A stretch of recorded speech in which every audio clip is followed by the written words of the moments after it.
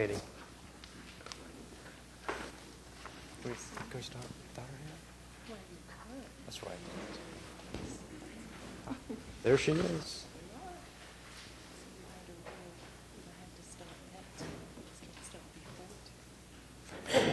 Just, everybody's wondering where we're waiting. Okay. I'd like to call the April meeting of the Historic Preservation Commission to order. I'd like to go over some of the meeting rules, but first I'd like to ask Paul to call the roll. Alan Brown. Present. Jennifer Bourne. Present. Heather Clemmer. Neela Crink Clements. Present. Greg Eddington. Present. George Massey. Present. Mary Jo Meacham. Present. Jeffrey Parks. Present. Ann Zacharitz. Present. You have a quorum. Okay, thank you, Paul. The procedures that are on the back of the agenda. First, the chairman will announce each case and ask any party having interest in the case to indicate their presence by raising their hand. Commissioners will then discuss the details of the case, calling on staff to provide details of the proposals.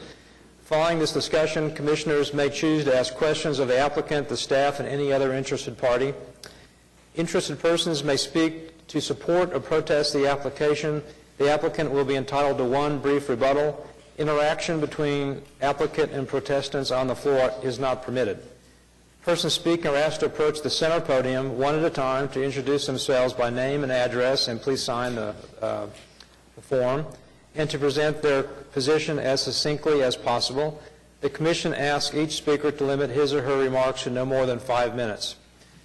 Following this public hearing on any application, the Commission will take one of the following actions. 1, approve the certificate of appropriateness. 2, continue the proposal. 3, deny the proposal with prejudice, which means the application may not be resubmitted for at least 1 year unless the Commission determines the circumstances have changed. Or 4, deny the proposal without prejudice, which means the applicant may reapply at any time. When an application has been approved and after a 10-day protest period has expired, the Historic Preservation Officer will mail the CA to the applicant, and city construction permits cannot be issued until the CA has been issued. Finally, any person aggrieved by a decision granting or denying a CA may appeal to the Oklahoma City Board of Adjustment. All appeals shall be made within 10 days of the Commission decision. Okay, so those are the rules, and if everybody would turn off or silence your cell phones, including the commissioners, we'll get started. First, from the Office of the Historic Preservation Officer, Katie. A reminder that the statewide Historic Preservation Conference is in Bartlesville this year and will be from June 3rd to June 5th. We'll be contacting Commission members in the next couple of weeks about if you're interested in attending. We've got some funds available to help pay for Commission attendance. And related to that, item C, is that the June HP Commission meeting will actually be on May 29th, so that staff and Commission are available to go to the statewide preservation conference. So the deadline to apply for that June meeting is April 30th, and the meeting will be Friday, May 29th. So for anyone who's planning on submitting an application, just note that those dates are changed from our usual routine. May 15th through 17th, we're going to be having a wood window repair workshop. This will be a hands-on, learn by doing event. Right now, we are asking Commission members to sign up for the workshop, and once we know who's going to attend and how many spaces we have available after that, it'll be opened up to HP residents and the general public. Where will the workshop be held? So it's going to be at a house in one of our historic districts, and we'll reveal the location as we have everything So they get some free work settled. out of it. Yep. And then this is not on the agenda, but I wanted to note that tomorrow, George Massey and I and Gigi Faulkner will be doing another workshop for, or training for realtors about buying and selling and owning property in historic districts. So that'll be tomorrow afternoon. Good. Thanks, George. That's good. Okay, appreciate that. Okay, now we'll go on to item 3, acceptance of minutes of previous meeting. Any comments on the minutes? Or a motion for approval?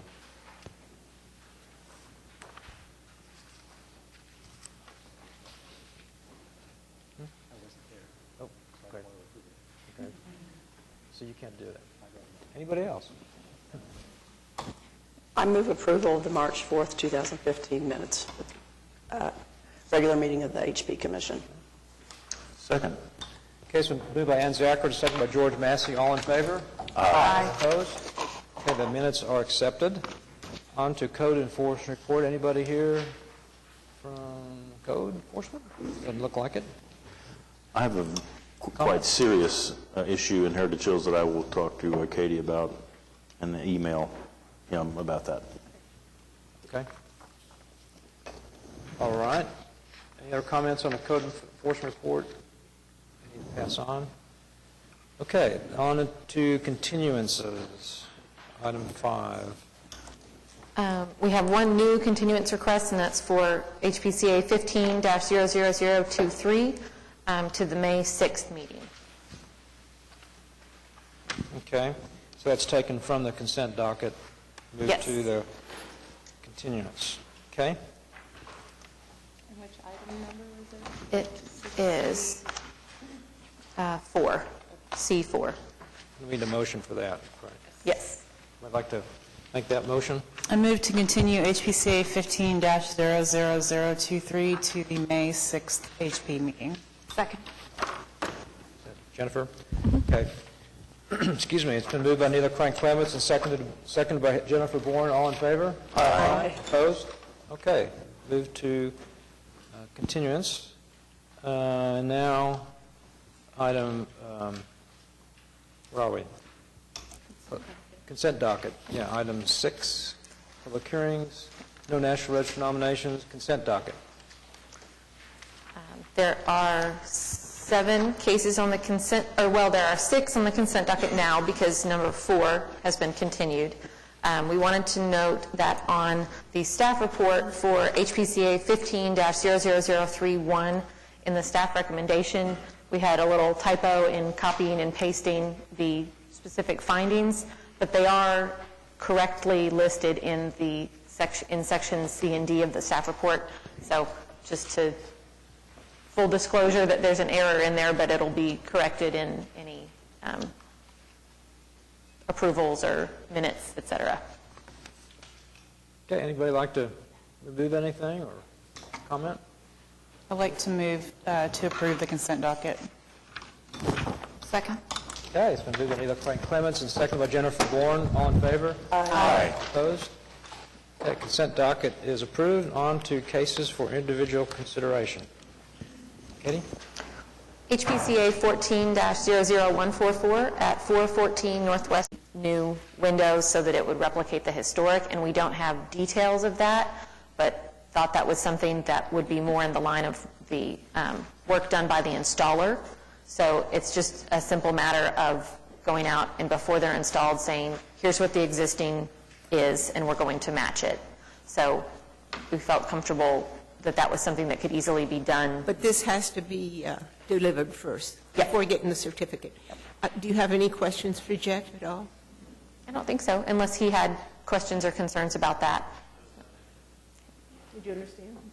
Okay. All right. And, okay, you're signing in. Thank you. Any questions for the applicant?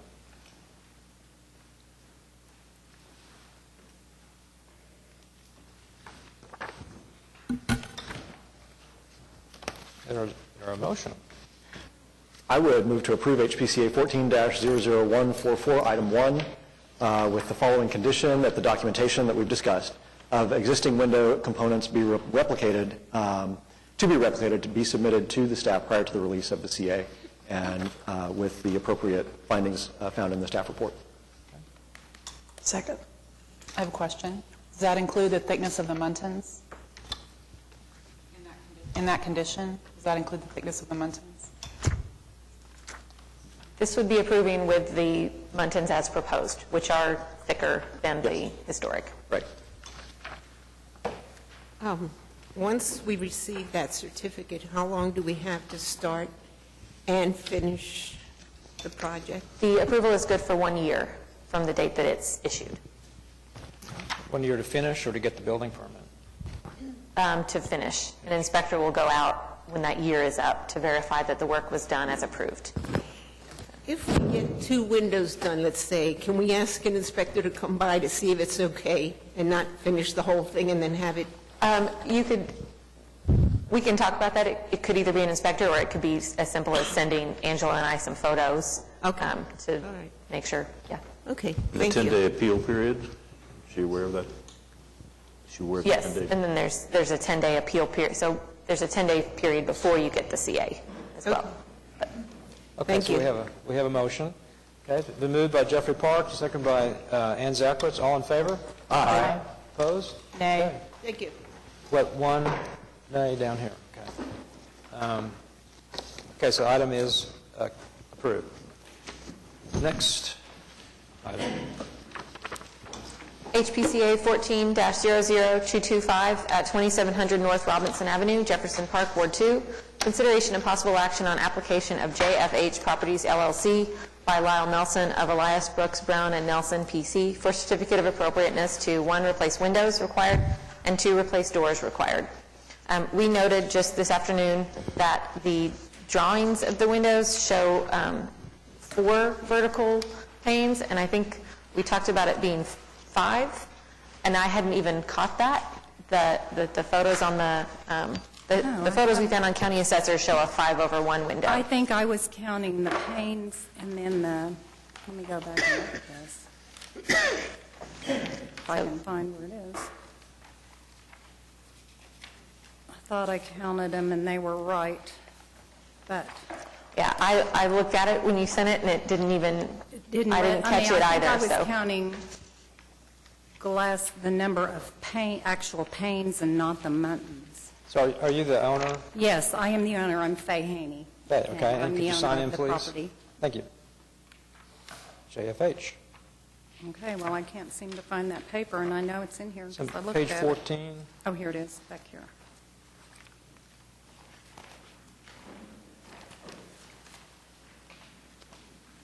So then, oh, you're right, well, boy, if you look at that really fast, it's sort of an optical illusion. You're right, I need to add another muntin to make it 5. Correct? Is that what you're saying? Does it make that big of a difference? I mean, Well, I think if you're going to go to the trouble of doing a divided light upper sash, you might as, I wouldn't imagine it would be a huge cost difference for it to be 5 instead of 4. So, well, I don't know. okay. And that's not my decision, it's the commission's. Just Okay. We just noted that that was different from what Okay, and I'm, we had looked at before. all right, Anybody they have any just comments about that? obviously quoted me the wrong thing, but, or I told them wrong, but it's been so long since I did that, I've kind of forgotten. Katie, do you have a picture that we can? Well, there's kind of a line drawing. Jeff has it on his cell phone. I looked it up on the county assessor's website. Okay, and it's 5/1. It is 501 It is on the 501. front And I would- side, yeah. I would say Yeah, it's there's that. kind of a glare because there's a storm window over it, and it was kind of hard to count, but it is 5/1. So, all right, well, I guess I'm going back to the drawing board. I would agree with staff. If the photograph shows 5/1, then I would approve 5/1. Okay. If everyone's comfortable with the rest of the proposal, and you're comfortable deferring that to staff, I would be okay with them submitting revised documentation that shows it as 5 instead of 4. They're out of continuances, so Yes. rather than deny it and have to start Right, start over all again. Okay. Staff recommended denying the doors? Pardon me? Is that correct, Katie? Yeah, and we haven't even really talked, the doors has kind No, of been a this question the of, window thing's pretty much consumed everything. Right. So, so that was initially part of a notice of violation. This owner didn't install the doors. We don't really know when the doors were installed, and so we just haven't really addressed those in any way, so. Did you have another door to have us look at? no, I didn't. I went back and looked at the doors, and I have faces and dead-end alley. There's nothing behind it except Broadway Extension. And they're a security door for me, for my tenants, I'm sure for them too. So the front doors are a solid wood door. So We understand, they're just not allowed. I understand that. And, I mean, if I need to go back to the drawing board and do a wood, metal clad over wood, was that acceptable? There's a number of different products that are acceptable on back elevations, and a lot of those can be administratively approved. Okay. So we could maybe even figure that Okay. out separately.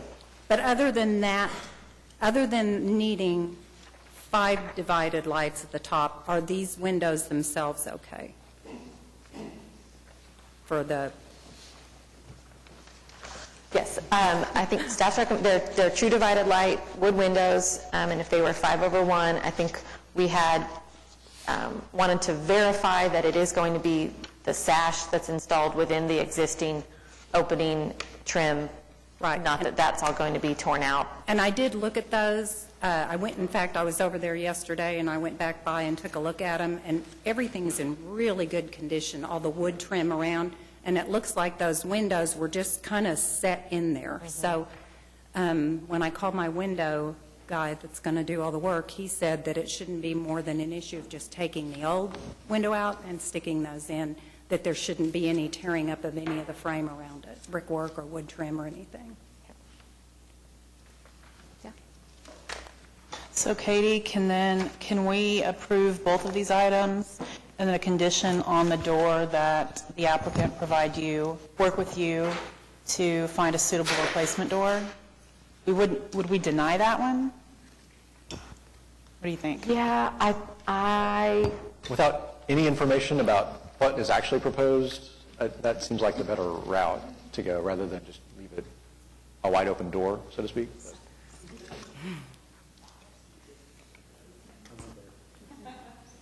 Was the door part of the original approval?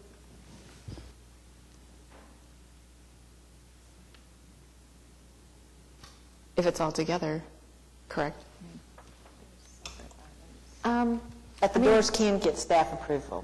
Yeah, I mean, I suppose it could be approved on the condition that a door meeting the specifications for administrative approval be submitted to staff prior to release of the CA, and then we can work that out Okay. after the fact. And that way you don't have to apply all over again for the doors. Okay. The only thing that would lead to, I think, would be that you could not get your CA for your windows until you submitted a door? Is that what you're saying, though? So that means I couldn't start I'm on just the asking. windows. Is I'm that right? asking. Is that, I would think so, because they're both in the same CA, and if we're approving both of them under one CA, all the work needs to be done. Could we just go ahead and deny, and then she can come to, since it's administrative, she could just come to staff for the approval of the back door? Yeah, I think, well, Oh, she'd have to do we another. have to do a new application because we're out of continuances. So, What would you like to do? Angela, I'm going to ask Angela a question because she handles more of the making sure we check all our boxes on what's closed and open and that sort of thing. We will not If we could give her a CA for the windows and not for the doors, Yes. and then once we get the door documentation, do a separate CA for the doors, right? We could. The application will not close until issuance of the CA for the windows, though. So between now and that time, we have the opportunity to amend her initial application without closing anything. So it could technically be denied today.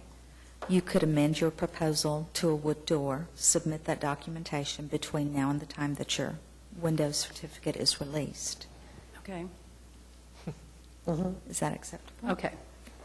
Okay, so we can deny the door right now, and then we will get with you, give me a call, Okay. later this week, and we'll figure out the doors and get that cleared up. Okay, great. Thank you. Okay. I'll move to approve HPCA 14-00225, Item 1, with the following conditions that are listed in the staff report, including, I'd like to add one, that the front replacement windows will be 5/1, and the applicant will submit revised documentation to staff prior to the CA being issued. with the specific findings, the proposed work with agreed-upon conditions will not have an adverse effect on the historic character of the district or property. The items comply with all relevant guidelines in section of Municipal Code 2010 as referenced in Section D of the staff report. Neela, just to clarify your condition, the 5/1s are located where she had proposed 4/1s, and the rest of the Yes, windows are... which is only on the front elevation, right, Katie? Yes. Okay, so you're not requiring let's make all that the windows to... Okay. No. Okay. No, I did say front replacement windows, I thought. So just on the front elevation, where previously she has the 4/1. Great. I'll second that. Okay, it's been moved by Neil Craig Clemens, second by Jeffrey Parks. All in favor? Aye. Opposed? All right, item 1 is approved. And now, take on... I move to deny HPC CA 14-00225, item 2 with prejudice. We're going to do without prejudice. We can do without prejudice. We'll get it.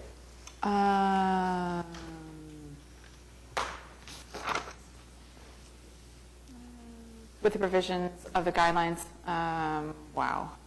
Now that it's not with prejudice. That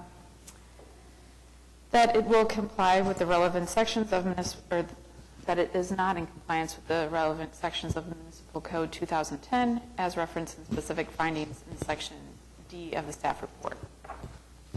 I hope I said that right. Okay. Is there a second? Second. Okay, moved by Jennifer Borden, second by Jeffrey Parks. All in favor? Aye. Opposed? Okay, item 2 is denied.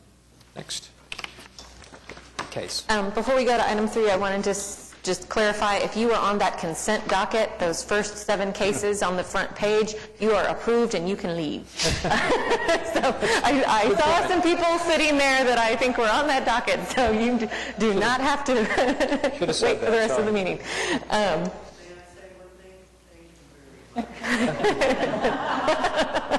Wow. Just wanted to watch the rest of the action.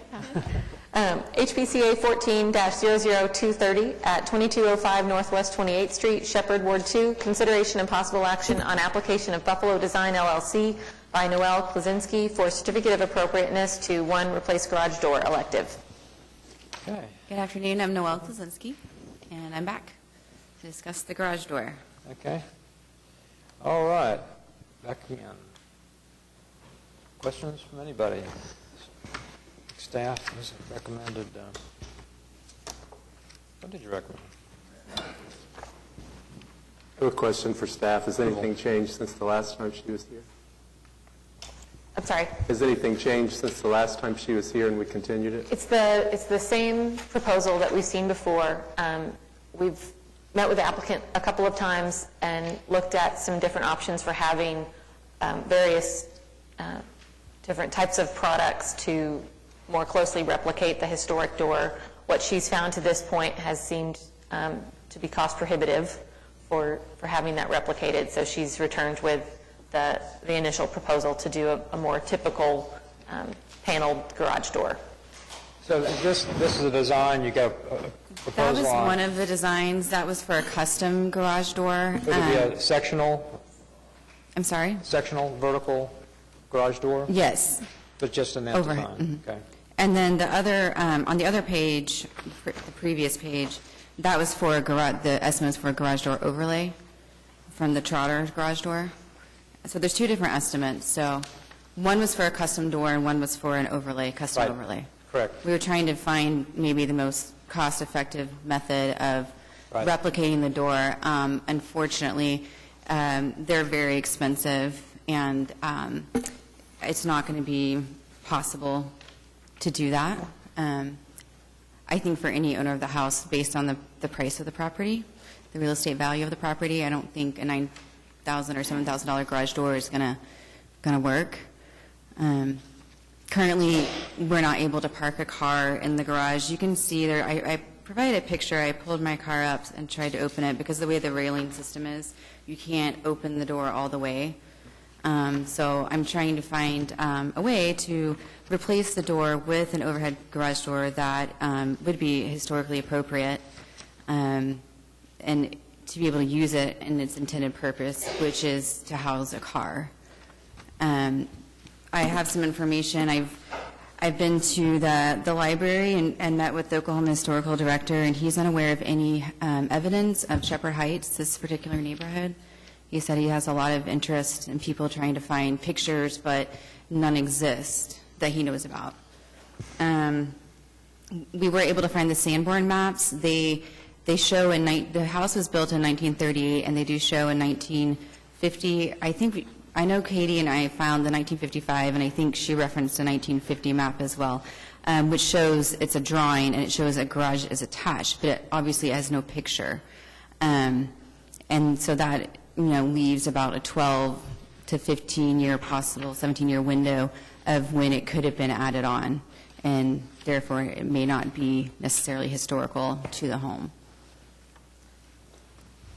I believe that the garage is probably, I think the garage is historical. I think that, I appreciate all the time that you've given to this, and I'm in agreement that your proposal is probably the best one. I don't think that, given that you've tried to fix it, and it looks like you can't even get a car in the garage, I think that it would be, I'm in favor of what you've proposed. It's similar to everything else that we have in that neighborhood.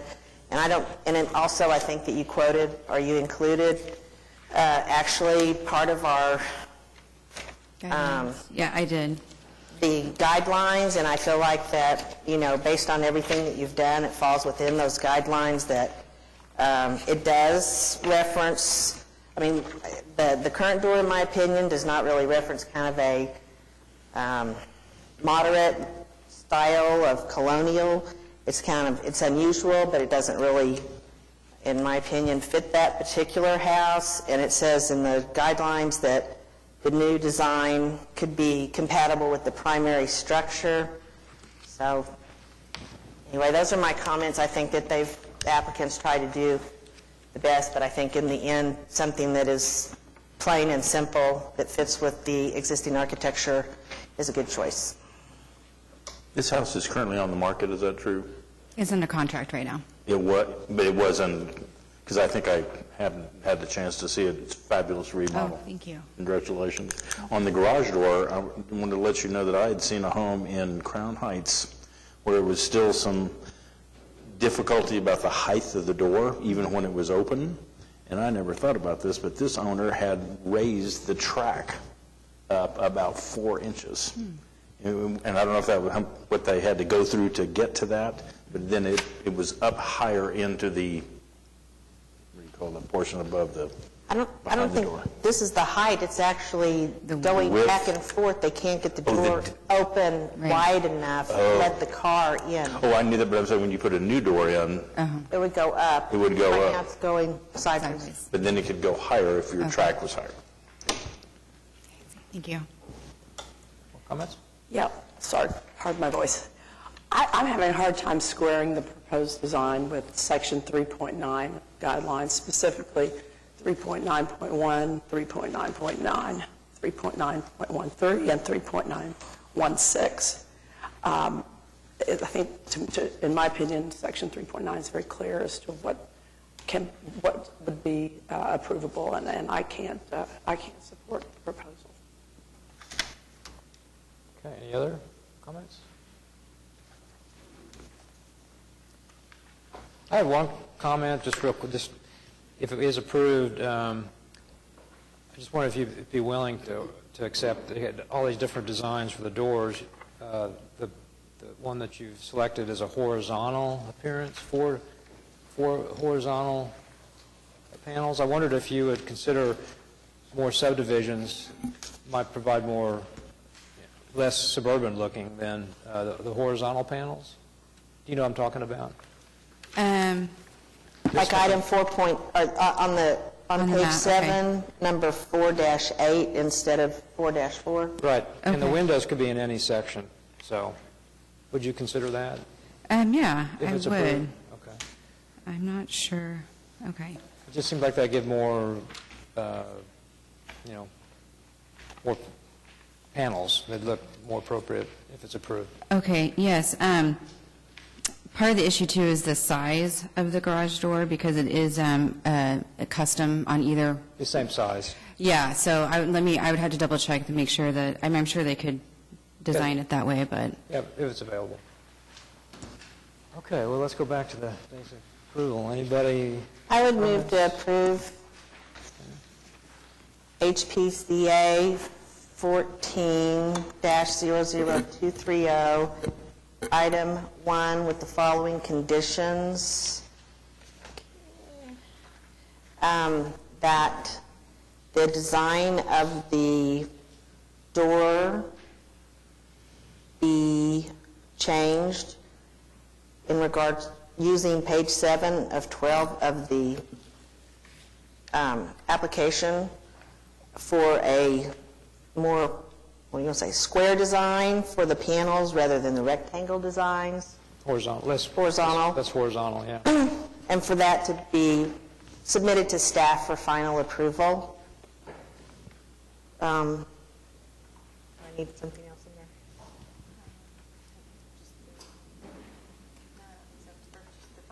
With the with the specific findings that the proposed work with agreed upon conditions will not have an adverse effect on the historic district, and the items comply with all relevant guidelines and sections of the code. Okay. Second. Second? Okay, so moved by Joe Meacham, second by George Massey. All in favor? Aye. Opposed? Nay. Okay, how many? To show of hands?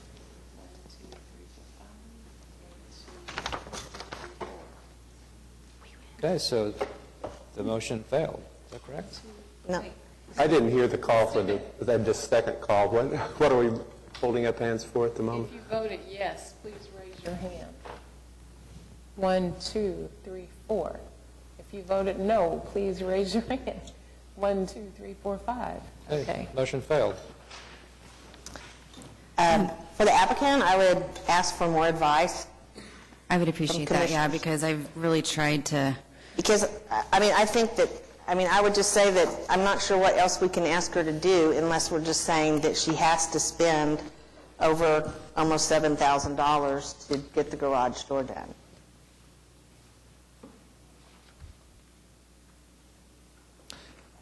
And Can I just ask for a cost comparison with the other door? Yeah, so to do a custom garage door, now this estimate, I think, for the Colonial 105 Wayne Dalton, I got a cheaper estimate than this person's. It was about $1,500. $1,500 for the panel? The wood paneled Wayne Dalton Colonial style garage door. $7,400 for the other. Okay. And in your garage, where the door is, the frame of the door, and then there's sides, like your whole overall width of your garage, what are those two dimensions? The width of the garage is 15 feet. Okay. The height is 6 feet and 6 inches. Okay. Well, that's short. So the overall inside of your garage is 15 feet. What is the door then? I'm sorry, that was the door that I Okay. was saying. So then what is the overall inside of your garage? The reason why I ask is that maybe where the garage is and how it slides could potentially be altered, keeping the door, but altering that so that it does allow you to get inside the garage. I think potentially it could be investigated more to adjust. I've had contractors, I've had, 2 overhead door companies come out. My contractor tried to repair it the best he could, and he tried to do something so that he could get it to open all the way, and he was not able to. I've looked at it personally. It's a very unique situation. And I'm still not convinced that it's actually, that the age of the door is the original. I don't know how that could be proved either. You think what? I didn't hear that. I'm not so sure that door is the original door, I thought. Well, it is very unique, and I think that's what really pushes me in the direction that I did vote, in that it's a unique feature to the property. I guess I would disagree. I think it's odd.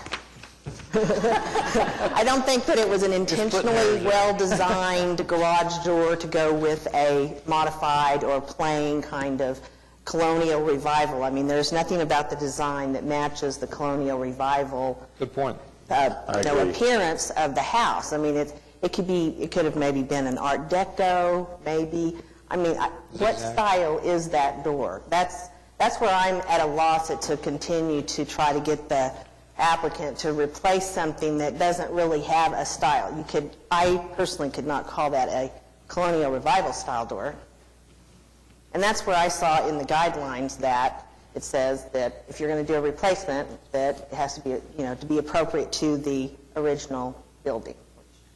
I think it's a colonial revival. At this point, we've voted and we've denied the motion. So what? We didn't deny it, we just didn't vote. Okay, I'm sorry. Did not It approve didn't the carry. motion. So if you want, I Okay. guess we have to make a motion to deny it if you want to do that. It's okay. I was just asking for, I mean, this is their Am I right? third time. I think that if we're going to deny, Motion it just failed. seems fair to give her more information. Or we're saying that she has to have a garage that does not work. Yeah, so that motion to approve the application failed. If someone wants to do a specific one to deny the application, then that's appropriate, but it's the same net effect. The one to approve failed. So, Yeah, I would definitely appreciate some feedback and guidance, and that's after putting together this little page I put together, that's kind of what my conclusion was, is that I'm definitely willing to work with the committee. Please tell me how. I don't know how to get a garage door for $1,500 or less. I mean, the average garage door in my neighborhood, which I looked up, is between $641 and $1,066. I'm already willing to spend $500 extra on this, and I'm willing to do this. I don't know what to do. I've tried my best to find historic documentation. Nothing exists. I don't feel like it goes with the style of the home. I've never seen anything historic that I did not like. I do not like this garage door. But I mean, the main thing too is that just something that is usable. I feel like somebody should, they go to look at the house and they try to open it and they're like, oh, I can't use the garage. It's an issue, especially when we have hailstorms and, things like this going on. So I feel like somebody should be able to use the garage to house a car. And that was, I'm assuming, the intended historical purpose of this space was to house a car. So if we're not able to do that, how is that being historic to the use of the space, I guess I would say? and if it was, what you proposed for the custom, again, was an overhead door with an overlay, so Right. sectional. Right. Does it make any difference if the door is documented? Because that door could be replaced, changed out in the future if necessary. Would that make a difference? It's not quite as permanent as a structural change. I'm just trying to come up with some way of getting, something we could recommend. But that not change my recommendation. They're all shaking their heads down there. I know. Do you have any advice for me, or do you think I'm just not going to have a garage that I can use as a garage? Well, for me, I think where I'm getting stuck is not so much, as you say, that interesting pattern is unique to the house, but doesn't quite fit with this house. But then, I can't remember which one of you said the current garage suggestion is very suburban. I said that. But she agreed to change the pattern of the door, which helps. It's a horizontal panel, which, is a little bit more suburban. I guess what I would want to see is, if we're going to get rid of something that's very unique to this particular house, what else is in this neighborhood that maybe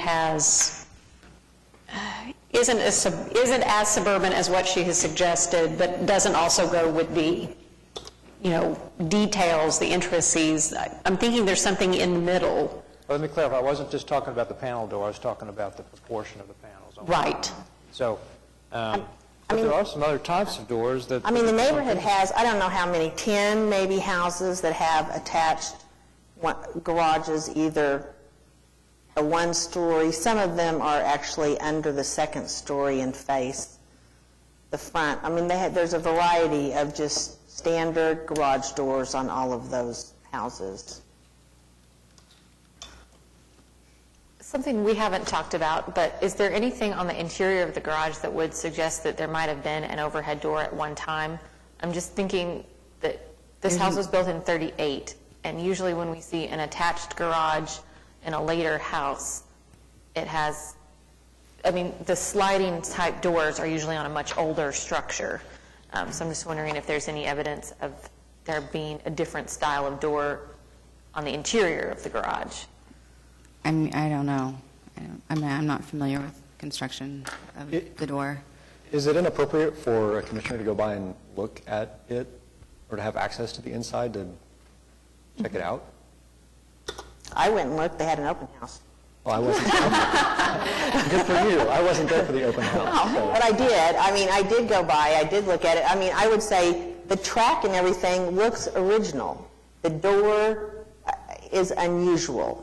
I mean, it's just, it's one of those situations where, I mean, personally, I could not swear, oh, this door really looks like it's always been there. I mean, that would be fairly old to have a wood door in this condition. I mean, this is almost 40 plus 60 years that would have been the original door. Original hardware, 80. I'm in agreement that because it's odd and heavy and clunky and little. I can see that, but actually the wood that's attached to the hardware, it would seem like it could have been changed over time by somebody with an unusual interest in that design. Okay. We don't have that much direction. Ellen, do you think that it could be hinged differently to be reused, but maybe it flips up or it comes back, that it doesn't have to bifold? Well, they do make the vertical lift doors. That's Right. what you're thinking about that you could do. I mean, I don't know the hardware on that, but, somebody These are- smarter these are- than me would. These are two doors. Yeah. You could hinge them and do, Right. barn door. Right. But I think we've also not had a problem with changing a sliding door to an overhead door in the past, and I really don't have a problem with the difference in function. Right. It's just, this unique feature to this home is odd and unique and different, and it's that way for some reason. I'm sure there's a fabulous story to it. We don't have the historic documentation of what that is, and so from my perspective, the assumption has to be that it is original and therefore has to comply with the guidelines. Even if it was original, I still feel like we are preventing the applicant from using the garage. That's why I say find a different way to hinge it, to make it work, that it's not bifold, but use that garage door. Okay. And I just want to point out, too, that in the guidelines, 3.9.9, it says that when there's no physical or photographic documentation that exists, that you're able to change the garage door that's compatible with the look and size and scale for the neighborhood. I just want I to think point that that's out more in your if there's guidelines. nothing existing at all. Well, there is nothing We existing. see this door, we see the door, and we're basing it off of what's there now. The That's door- how I would read the. The door, in my opinion, the door is the physical documentation. Okay.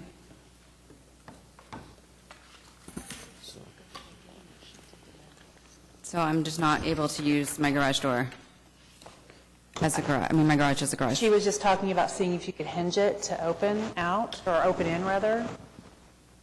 Okay. You were given some feedback, I'm not sure if you caught that.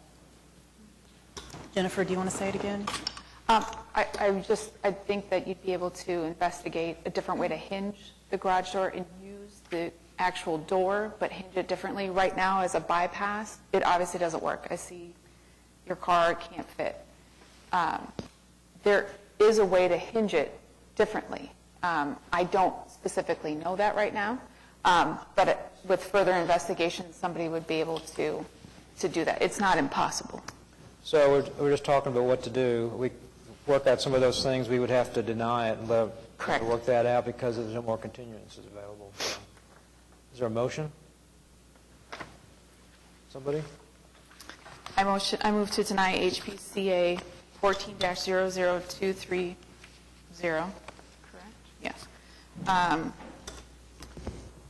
Without prejudice, I'm assuming. with the specific findings that the proposed work will have an adverse effect on the historic character of the district or property, is not consistent with the provisions of the guidelines, and is not in compliance with the relevant sections of the Oklahoma City Municipal Code 2010, as referenced in the staff report. Second. Okay, it's moved by Jennifer Bourne, second by Ann Zachary, so I think we probably ought to do a show of hands. So all in favor of denial? And all opposed? Nay. Okay, just the same number, reversed. So been denied, and now her options are to Board of Adjustment, okay? Yep, thank you. HPCA 14-00236 at 717 Northwest 19th Street, Mesta Park, Ward 6. Katie, could I interrupt just a second? Sure. The last case, can she also reapply? Because we denied, she could make a new application. Yes, as well, she could right? come back and apply for something. Either go to else, Board of yeah. Adjustment, get them reverse it, or reapply with something different. Because I did it without prejudice. Right, so. okay. Just want to clear that up. Is she gone? Okay. Consideration and possible action on application of Rachel Barber for Certificate of Appropriateness to 1 Construct Garage elective. Okay, is the applicant present?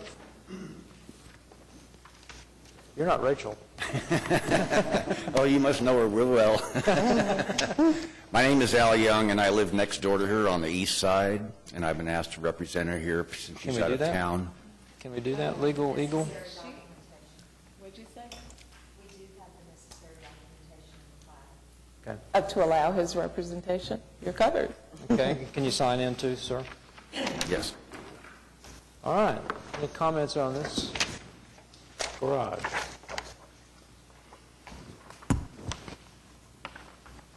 For Rachel's neighbor. We did have comments from the neighborhood on this one that you have at your seats. There were some questions about the size of other garages in the surrounding area and whether they were historic or not. We do not know the age of those other garages on the block. We don't have copies of certificates of appropriateness for construction of new garages at those sites, and we didn't see anything online searching for permits for those garages. That doesn't mean that they couldn't have been built 25 years ago, 30 years ago, as opposed to 80 years ago, but just wanted to provide that information that we don't know exact dates for when the other surrounding garages that we compared sizes to were constructed. Could you explain the two sets of documentation we talked about earlier? So the applicant provided very detailed drawings with dimensions and other information that split the elevations up into the first floor and the second floor. And when staff reviewed those, we then followed up and said, could you please provide elevations that show the full elevation, first floor and second floor all combined. So that's why you have the first set of drawings that kind of show pieces and parts of the building with dimensions written in, and then you have the more complete elevations that have less information written in on them.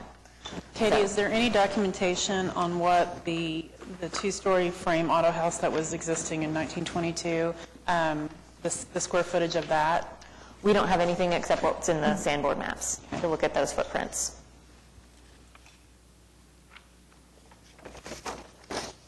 So staff recommended to go with the larger, I guess. Could you explain discernible difference? No discernible difference? We felt like the combination of the minimal visibility of it, the large size of the historic garages that had been there compared to what was on the rest of the block, and that it's only about 30 feet larger than that 450 minimum. We felt like those factors combined to support approval of the garage being slightly larger than that footprint. So we're looking at the Sanborn map, 717, and it does look like a fairly large footprint there. Is that what we're using as the exception?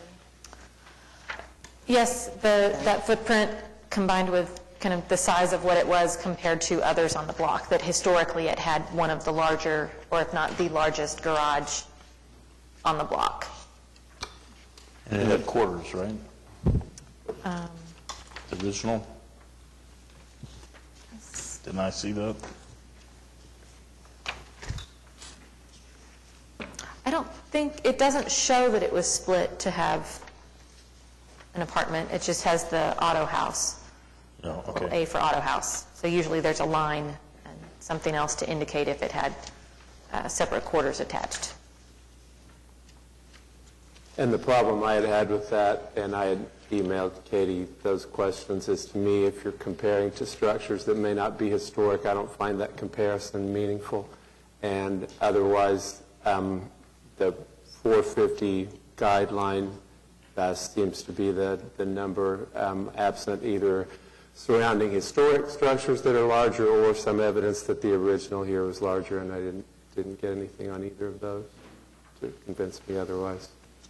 And the issue of the size of the garage has been coming up repeatedly, and we have been holding other applicants to the 450 square foot or the percentage of the lot. And the guidelines, 4.4.6, is clear that it may be up to a total footprint of 450 square feet. And if we're going to have some wiggle room, how many square feet are we going to allow over 450 square feet? Because we've denied some that were somewhat larger than 450 square feet, but smaller than 484.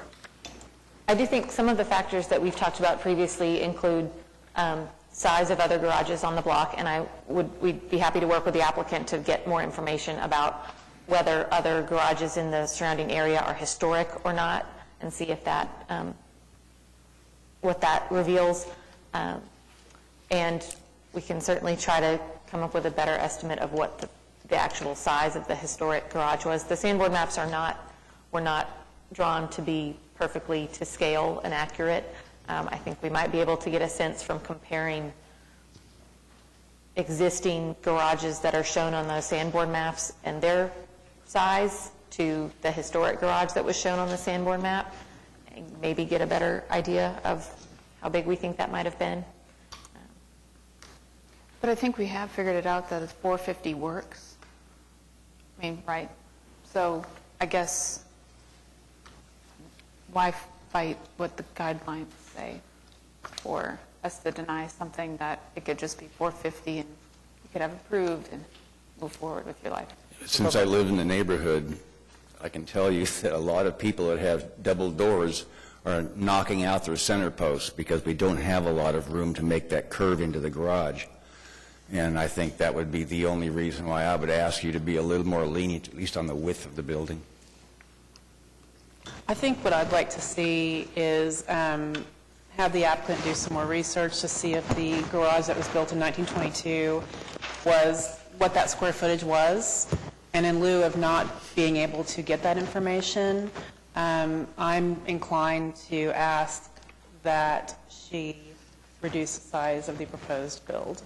Okay. To be the 450. I have talked to her, and if absolutely necessary, she's willing to reduce the footprint. Katie, is there a site plan with the driveway? I could.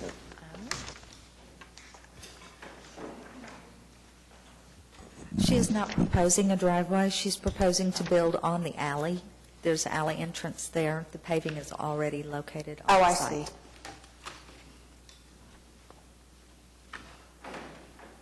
Thank you. Okay. So I'd be inclined to continue this in order to give the applicant time to see what that original size of the original garage size was, and then if not, to redesign plans that would fit within our guidelines of 450 square feet or 5% of the lot. Do you think she would be okay with a continuance? Yeah, I told her when I got here, that I was coming down here today to represent her via phone the other day, and I told her, I said, well, I mean, you've got a pad that's there from the old garage. And she says, I know, and I just went out 2 feet because she wanted to put in a much better foundation for the walls of the building. Outside the pad? Pardon? Outside the pad. Right. Outside the pad. Dig down and put a good footing in all around. But, so, you're going to make that motion? Seems like she's So I'm going to go ahead and motion to continue this case, HPCA 14-00236.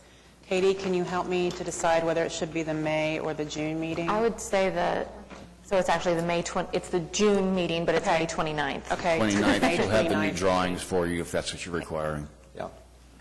Okay. Second? Second. The move by Neela Crank-Clemens, seconded by Ann Zacharias. All in favor? Aye. Opposed? Was that an aye, George? Okay. All right, item is continued to May 29th. Thank you. Thank you. HPCA 14-00244 at 601 Northwest 17th Street, Mesta Park, Ward 6. Consideration and possible action on application of Kyle and Jennifer Johnson for certificate of appropriateness to 2, install basement garage door elective, and 6, replace back windows elective. Okay, the applicant present? Not present. Okay. Any comments? I wanted to provide some additional information since the last time we saw this, and I don't know if this was my incorrect assumption or if this was something I discussed with the applicant. There is not a garage door in the opening now, and there's not a full opening there now. There are actually windows there. They're non-historic windows. We have a historic image that shows windows there previously. The applicant would like to remove the material that is over those windows currently, just to improve the appearance of the house, but would like to enclose it in some way for security, privacy, and they felt like the garage doors might be the easiest solution, but I think they're open to suggestions from the commission on the best way to treat that. So you mentioned a historic photo, not in our packet, or do you have it? Page 5. Page 5? Didn't see it. Oh, there it is. Okay. So staff's recommending continuing. Yep, our recommendation was to continue that, but if anyone has any, aside from just completely replicating the historic appearance there, if there's a middle ground solution that people would be comfortable with. Are they willing to replicate the original? I don't think they want to spend the money to go back to the historic appearance at this time. They have expressed an interest in eventually rebuilding the wraparound porch, but aren't ready to do it right now. I think this is, to me, this is a case where we do have an historic photograph. If you don't have a photograph, you're in trouble. If you have a photograph, you are in trouble, because I think that it is hard to approve something when you have submitted proof of the original. So I mean, as far as guidance, I would say that I would be more than happy to approve going back to the original. Yeah, me too. And I think it would be difficult to approve a garage door with that. Or even just an And I'm not sure if they used it for a garage. I've been in, it's a weird We think they use it George, do you for remember? lawn equipment or something maybe, but not a car. So, continue. Somebody like to make that motion? Is the owner here? No. Anybody else? Comments? The second item, if we want to do them together, is a window on the back.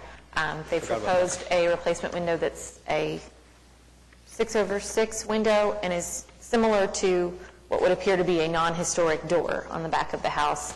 The historic windows on the house have a different configuration, so staff thought either matching the historic configuration or perhaps doing a 1/1 there would be more appropriate. And I think that's another one where they're kind of open to commission's feedback on that. Yeah, no, that sounds like the right, either one of those paths would be the right way to go rather than 6/6. That doesn't really match either very well. Yeah.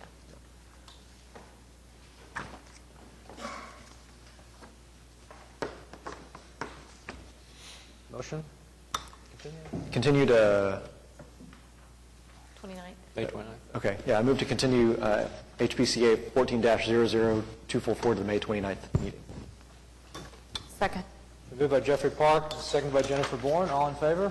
Aye. Opposed? Okay, item is continued to May 29th. Next. HPCA 15-00004 at 3301 North Harvey Parkway, Edgemere Park, Ward 2. Consideration and possible action on application of Oklahoma City Parks and Recreation by Brent Wall for certificate of appropriateness to 4, remove chain link at South Stream drainage area and install new metal barrier, elective. 19, install cast stone columns at park entries, elective. And 20, relocate or install benches and concrete pads, elective. The Commission has previously approved a number of items for the park, including sidewalks that surround the perimeter of the park. And we continued some other items. There were some things that the applicant was going to work with the neighborhood on. And so these 3 are back for consideration. Is the applicant present? Oh, there he is. Good afternoon. Brent. Nice to see everybody again. We're here with these 3 items today. Since our last appearance here on, which day was that? A couple of months ago.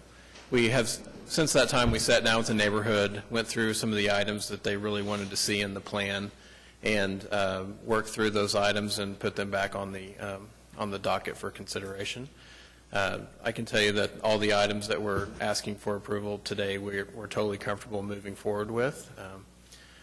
But I'm really here, I'd like to introduce the neighborhood association members and have them come up and kind of explain what it is that they would like to see in their neighborhood, because I think they can really explain it a lot better than I can. So I would like to ask them to come up at this time.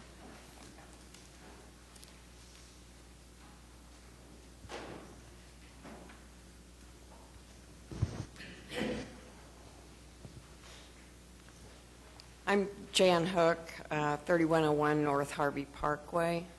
I'm Doug Easton, 3400 North Harvey Parkway.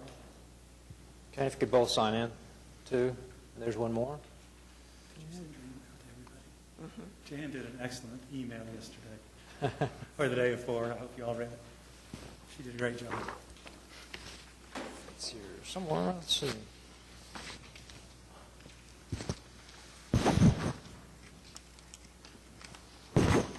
Okay.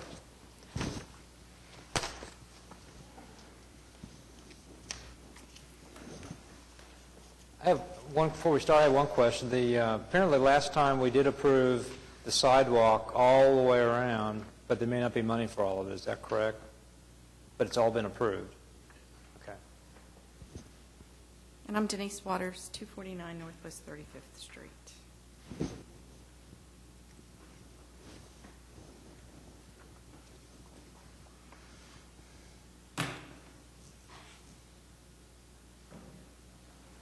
Who wants to go first? Well, we've worked with the Parks Department for a long time. We've had a number of neighborhood meetings, and the Parks Department gave us a couple of options as far as sidewalks, and the neighborhood chose the backup curb option, which is the least disruptive and least intrusive as far as messing with the interior of the park at all. The park is very open, very natural, or we like a natural look. I submitted with our comments a 1962 map that shows quite a different park. The creek has been straightened. Amenities and features have been moved.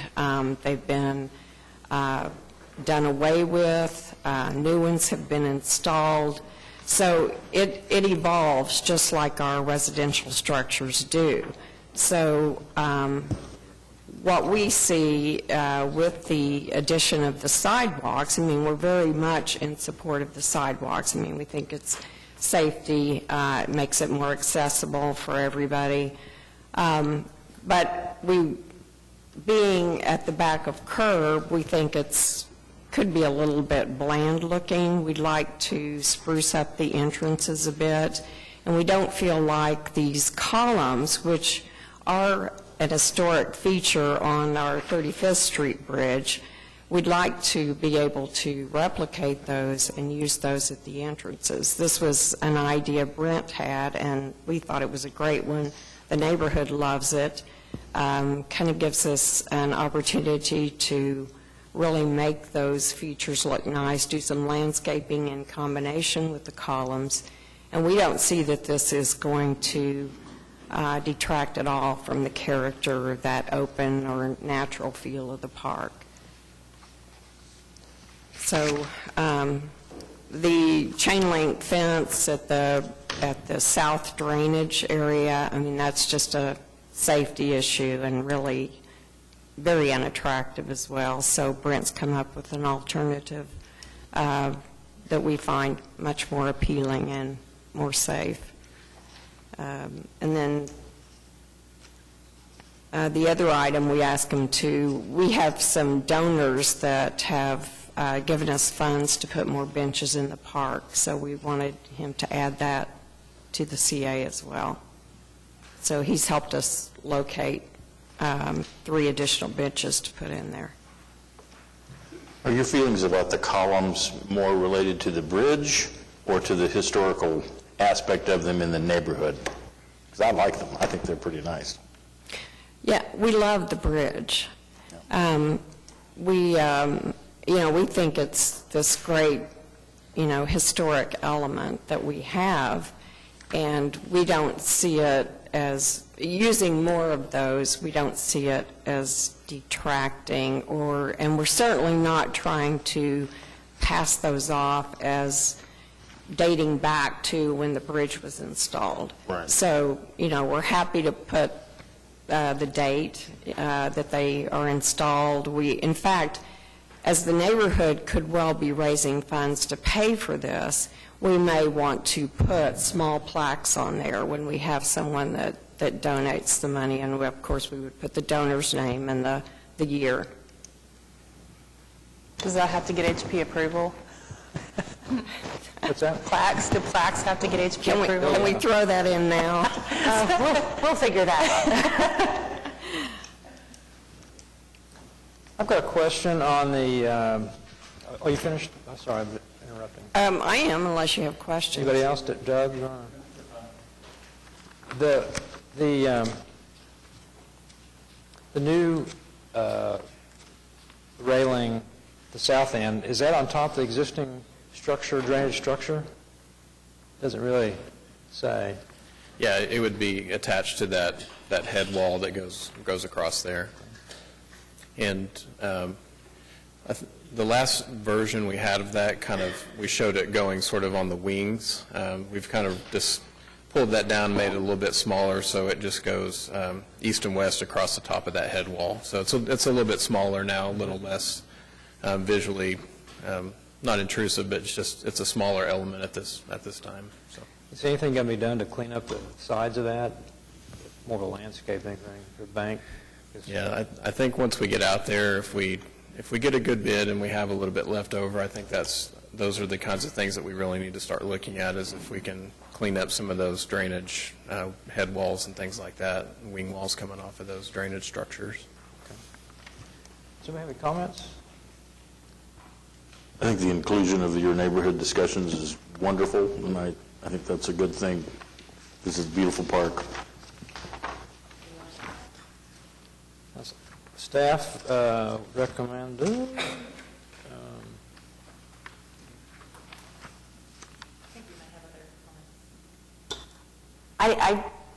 Did staff not recommend the columns? Was there a reason? They're fake. As Jan kind of touched on, staff felt like the columns added kind of an element of formality that didn't really seem fitting with the more natural character of the park. And I know lots of elements have come and gone, playgrounds and benches and gazebos and things like that, but to add something that kind of copies the historic bridge and creates a formal entrance where there would not have been one, and in addition to that, isn't really serving a purpose in the way that a playground or a gazebo does. It's just sort of an object that's there. Staff didn't feel like that was really compatible with the historic nature of the park. And we were talking about it earlier in the, I'm sorry, Joe, did I interrupt you? I agree with Katie. That originally we had those, at the corners, there was a, what was it called, the lookout or whatever, a sub-sidewalk that came off the corner that those two columns sort of frame the entrance to the park. Those are gone. Right. So really they don't serve any function anymore. They're just there. The ones that frame the entrance into the playground area kind of have a function. But any comments on that? We believe aesthetics is a function. So And we they think just it would make look nice sitting there. Yes, Okay. exactly. There are already columns leading to the gazebo that are metal. They're metal ball. Those are bollards, yeah. Yeah, I mean, this is such an improvement, taking the form from the bridge that, I agree with Jan. Well, I said the ones going to the playground, I could see those being an improvement over the metal bollards, for sure. The corners, they don't really serve a function, but I don't know. I just agree with Katie but if the neighborhood likes them, I'm not going to deny it or anything. I agree with Katie's idea that it seems like that y'all have been after this natural kind of park. That's my only thing. I mean, I'm in agreement there. It's supposed to be more, of all the parks, it has the more natural appearance. Every other park has tennis courts or this or that, and it just is more, so whatever. Yeah, as we looked at it, I mean, a significant amount of the National Register nomination for Edgemere is devoted to the park and how the park was an integral part of the design of the neighborhood. So we did feel like there was a difference between this park and some of the other ones around the city, and felt like it was intended to feel like it just grew out of nature and the neighborhood swooped in around it. Now, are the columns something that is going to detract from the park forever and ever and destroy the character of the neighborhood? No, probably not. That was just our kind of response looking at it, that for the design of the historic park, the character of the historic park, they didn't seem like a necessary addition. I just wanted to clarify staff's opinion. Could I make a comment, please? Yes. About the function of these? I see people all the time parking they jump the curb and park their vehicles in the park. And I think that this would act as just a visual barrier to try to deter some of that. And I have to say one of the biggest culprits is the city and OG&E. So if it would give a visual barrier to say, this is our park, don't park in it. How many total columns are there? 2 at 8 different places. 16 columns total, 2 at 8 different places. 8 different corners. They're all on corners, right? Well, there are 3 corners on the north end of the park and 4 corners on the south end of the park, and then the 2 at the playground. Okay. I think Denise did announce herself. Did you sign in too, Denise? Yeah, I did. Okay. She did.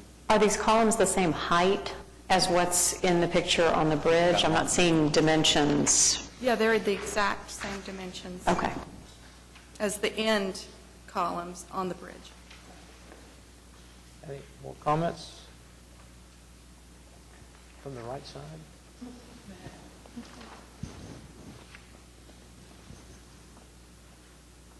I guess right one.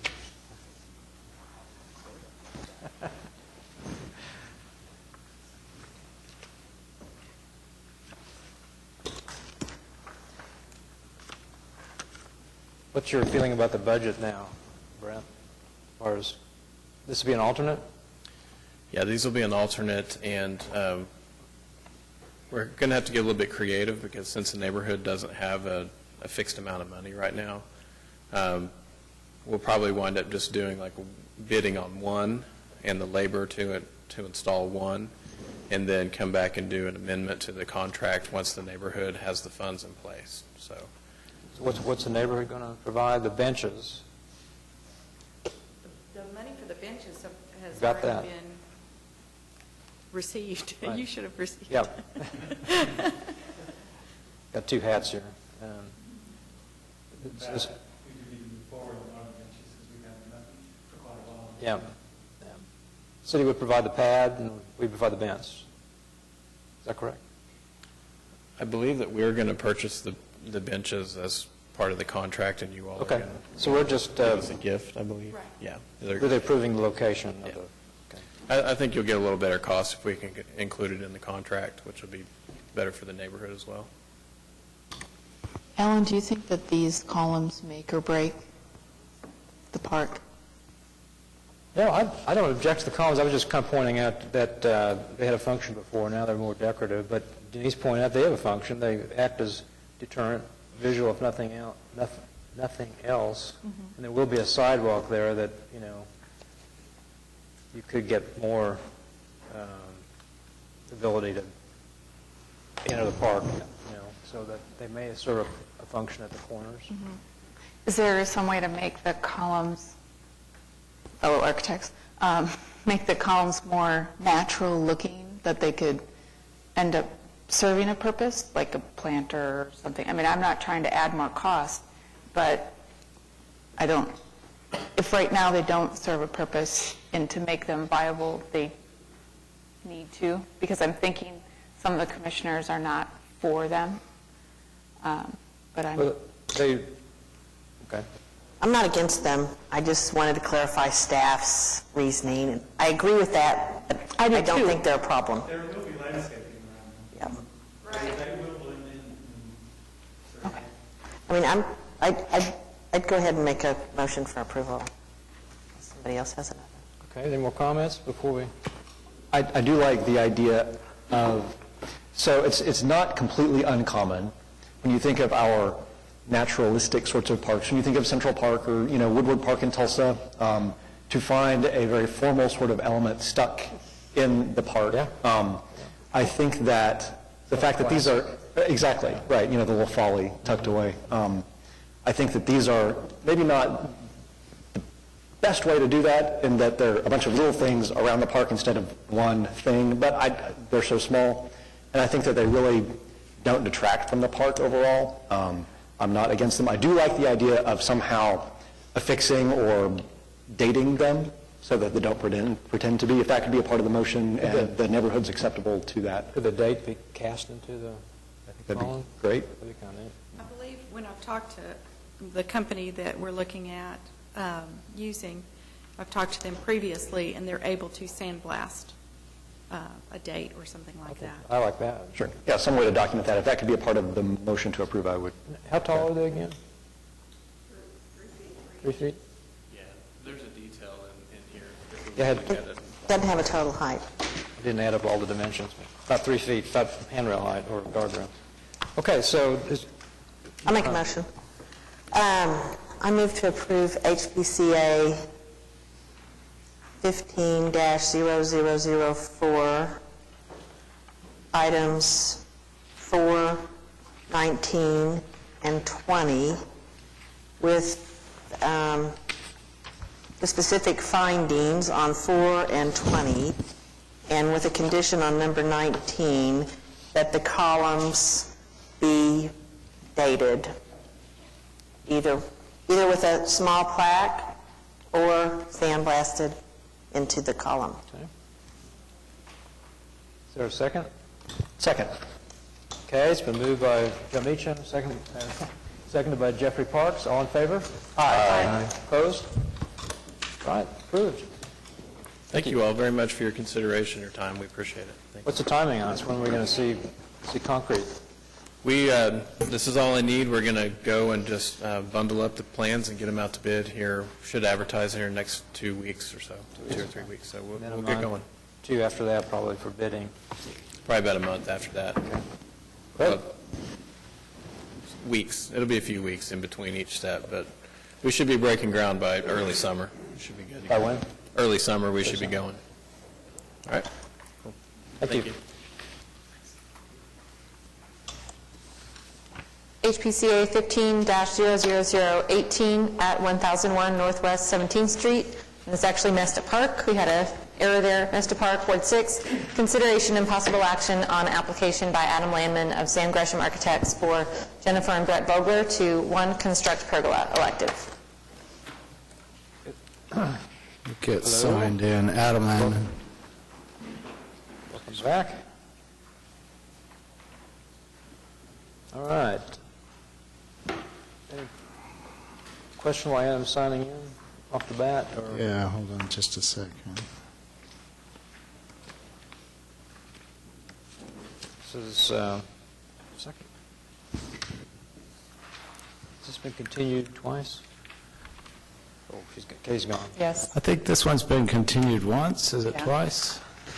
Once. Okay. Once. Should we wait for Katie to return, or should we get going? Staff's recommending continuing it again.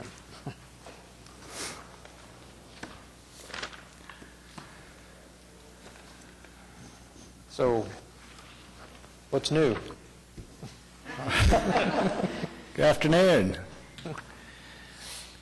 I would just like to go ahead and go through the staff report with you guys real quickly and offer a few comments from the owner in your consideration of this, guys. So we'll start with section 1.1, where it states that change is important to a community's evolution and that an indication of healthy, vital neighborhoods occupied by residents proud of their neighborhood and its history.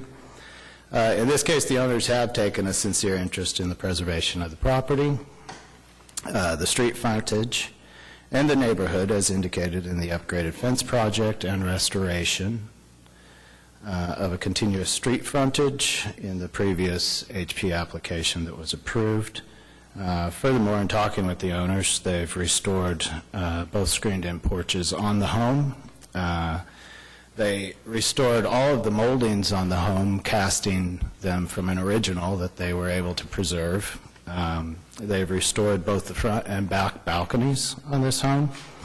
And they've rebuilt the entire rotting wood porch railings. So they have a sincere interest in preserving historic quality of their property. They've been here for 20 years.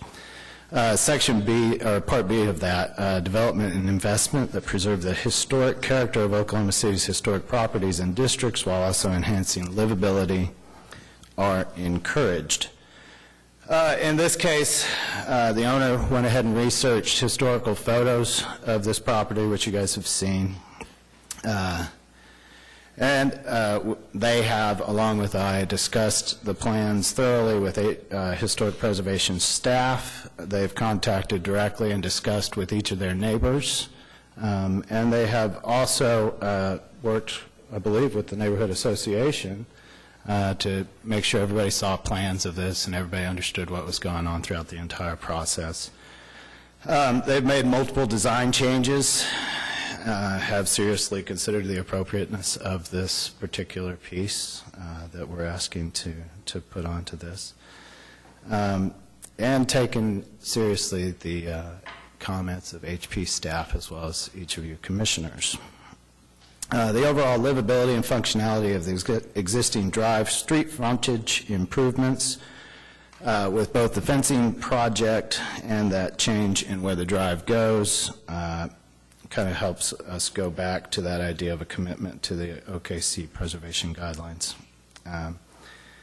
The research into, and this part probably is pretty important for us, the owner's research of a pre-existing historical and larger pergola located on this prominent elevation allowed the owners to move forward with the current proposal with a certain degree of confidence that they were meeting the general purposes of the historic guidelines and standards.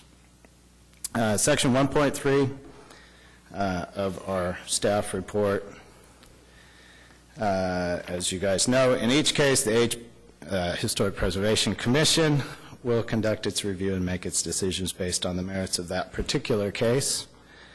Consistency in decision-making is achieved by individual consideration of the history associated with each property and applying the standards and guidelines in a manner that relates to that specific history. The specific history of this particular site clearly shows a prominent pergola located in full view of Ollie Avenue and located on the property.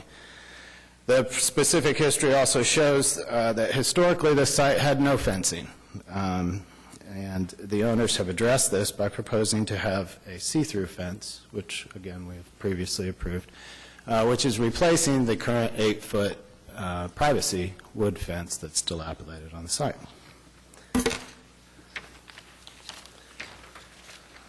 Get a little more specific here. Section 2.5, landscape and landscape elements. The proposed pergola adds a shaded area to the backyard that's 2.5.19 that is multifunctional. A pre-existing pergola was located in the backyard of this property as indicated by the historic photos and noted on the prepared drawings. Section 2.5.20, this is not a new pergola, but is a replacement of a historical element in the yard, although it's not a replacement exactly in the same location. 2.5.21, the owners have made multiple design adjustments and met with staff to ensure the scale and size of the pergola are appropriate for the site as indicated in staff comments. 2.5.22, the pergola is freestanding, therefore we're okay there. 2.5.23, there will not be any pooling or water damage to historic structures. On the site, 2.5.24, the pergola is constructed in accordance with all of the standards and guidelines, and 2.5.25 through 27, we have met all of those guidelines. Section 3.4, again, pergola and freestanding trellis.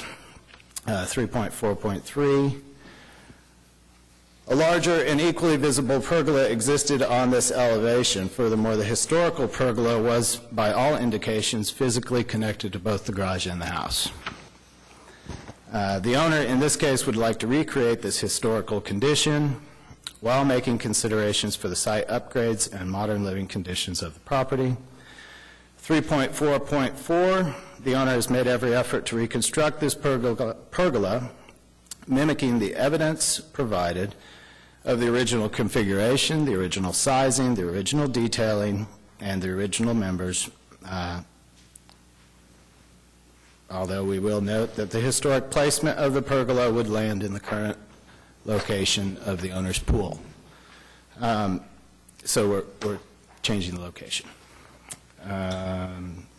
Lastly, staff obviously noted in their comments that they, due to our sit-down upon the last continuance, that we're looking at let's see, how was it phrased?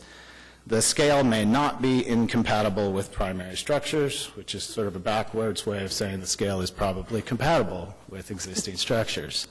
Staff also feels that the proposed structure may not have an adverse effect on the character of the district as a whole. That's the end of my comments. I don't know if you guys wanted to add anything to that. You can if you want.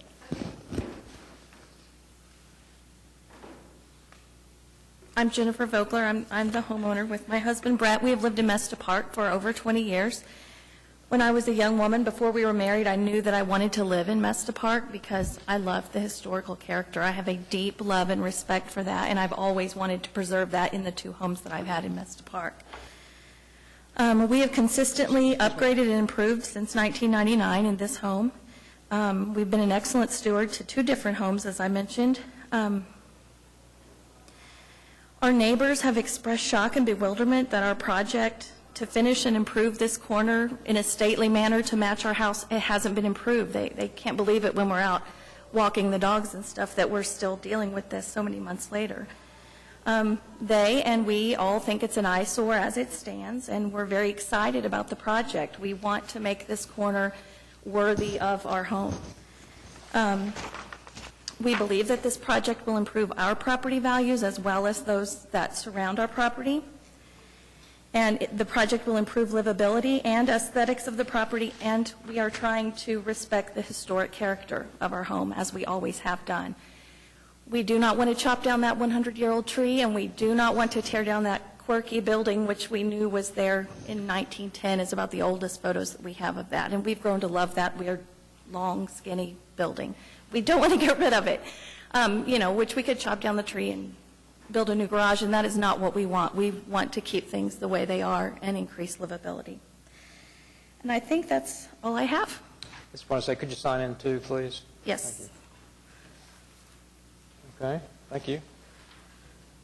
There was an addition to the east side of the garage at one point that was torn off? Yes, it was, if you can believe it, it was about 30% longer than it already is. Yeah. And it was a one-story, very short boxcar-like structure. It was wood. It was all wood, and the concrete went out. That tree was completely surrounded by concrete, and you turned, if you could fit a car into it, turned in right there where the grass is. It shows, in this photograph, it shows it on the end there. Adam, on the plan, I don't see what material is going to be on the ground under the pergola. What material is going to be on? We're just going to set those posts in concrete. Okay, so the concrete from the driveway. I believe it. We're not planning on tearing that out. From the back.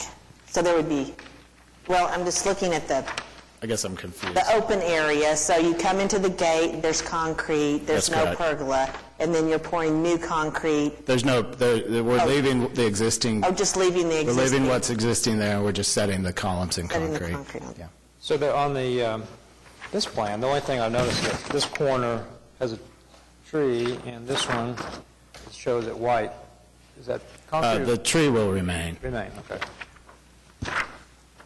Well, I want to say, I think all of us really appreciate all the time that you've done, and after a great deal of thought, I would move to approve the project. I think that based on the historic material that you all found and all of the changes that you've made, even though there's some, it's contradictory in some regards as far as visibility, I think that I would vote to approve based on the historic photographs that you've received and all of the changes that you've made. Wow. Those are my I can't comments. believe it. It was after a great deal of thought.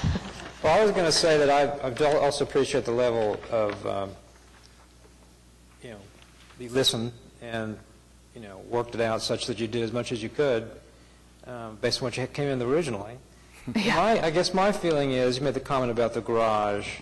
You basically have a non-functional garage, and I would hate to see that replaced with a functional garage, which you probably could justify. Yeah. This is about as good as you could do without, you could add on to that garage. That would not be acceptable, I don't think. You made this appear to be more of a landscape element. I agree. You have improved that corner a lot, so I kind of agree. My unique circumstance is that the garage is non-functional for me. This is the best thing I can come up with. Mine would be the historic photograph, that there was one and that you've adjusted your plans and it reflects the original design of the no longer existing program. I think my trouble is, and let me say too, I appreciate all the work you've done. There is a historic photo of a pergola in the backyard, but it is in a different location, further away from the street. This is a new pergola in a new location, and the guidelines clearly do not support that, so I don't feel that I could vote in favor of what's proposed. Just throwing that out.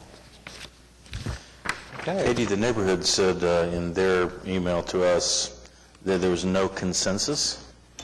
So was that a split vote? Is that what that? Yes, I actually followed up with them to say, would you like to elaborate on that? And they didn't have any additional comments on that for the commission, but just said yes, basically that they had, I think there's 5 people on the committee, and they had 3 different points of view among the 5 on this application, so they didn't feel like it was worth anybody's time to send all those different points of view. And I think those points of view are the same things that have been expressed by the commission and by staff throughout this process. One thing that we have talked about a little bit with the guideline that addresses recreating historic pergolas is that, and the commission obviously has the ability to interpret this the way that you see fit. One phrase that it uses that is a little bit different from some of our guidelines that talk about replicating historic fabric is that a missing pergola or freestanding trellis may be reconstructed if based upon accurate evidence of original configuration. And so you could take that, I think the commission could make a judgment call on if what is proposed is close enough to the historic to consider it to be based upon the historic pergola. It's obviously a very different location, it's different proportions, it's serving a different purpose. That's where I'm coming from. And we really wouldn't want to rebuild the one that was there. It was more like a walkway across the backyard. So, I think. Well, for what it's worth, though, that sentence does continue and say placement right after configuration, so you can't just stop there. I mean, it refers to all of that. When I see the original pergola, the one that you proposed, and in your renderings, the buildings look very contemporary in your renderings rather than what a historic home looks like. And I think, I don't mind having a pergola there or doing one, but it seems like it could be a little bit more historic in these are fabulous photos of this original one that was there. I think I would have not a big issue here, but I would prefer seeing it being a little bit more in light of what this one looked like before. You're referring to the renderings? Correct. The what? The renderings seem modern, more modern than Well, it's probably historic. rendering. I just think it's the drawing. Are you planning on growing vines on it? I just thought it would be easiest to show a line drawing that clarified the locations and not go into depth on a color rendering. Will there be any sort of vegetation on this plan? It doesn't show any place for it to grow, but I'm sorry, say it again. will there be any sort of vegetation like the original? The existing vegetation pretty much surrounds, the yard is landscaped, and so inserting this particular element doesn't change the landscaping of the yard. I mean, this one looks like it's covered with vines. You're not, are you? Oh, absolutely. Actually, yes, we plan on putting vines on the pergola. Yeah, that's what I was wondering. Yes. Which would kind of help blend into the landscape elements. Right. So this is just my opinion. I think I'd be more amenable to the installation of a new pergola if it was next to the garage, set further back from the street, and still have an open design that it has now. That would, of course, involve getting rid of some of the green space, but most of that is concrete now, it appears anyway. But that's just my opinion. Exactly what were you talking about? So when you're looking at the site plan, any one of them that shows the pergola, you have the garage. Yep. In the black. I would think it would be more Go back appropriate there. just right next to the garage. Does that make sense? I think we visited that at one point. It's my recollection that you moved that because we discussed We moved it. how it would be in front of the garage and that you wanted it to be separate so that it There wouldn't became an issue of putting Historic- an addition to a building. And so we've actually reviewed that with the commission at one point, that then it becomes an addition to, and we don't want to do an addition to a building in this particular case.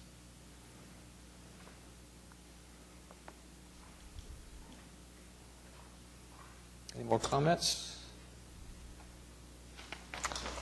I too appreciate the work you all put in to bring additional material to us, a new design, but I still can't square the location of the pergola in this prominent location with section 3.4 of the guidelines.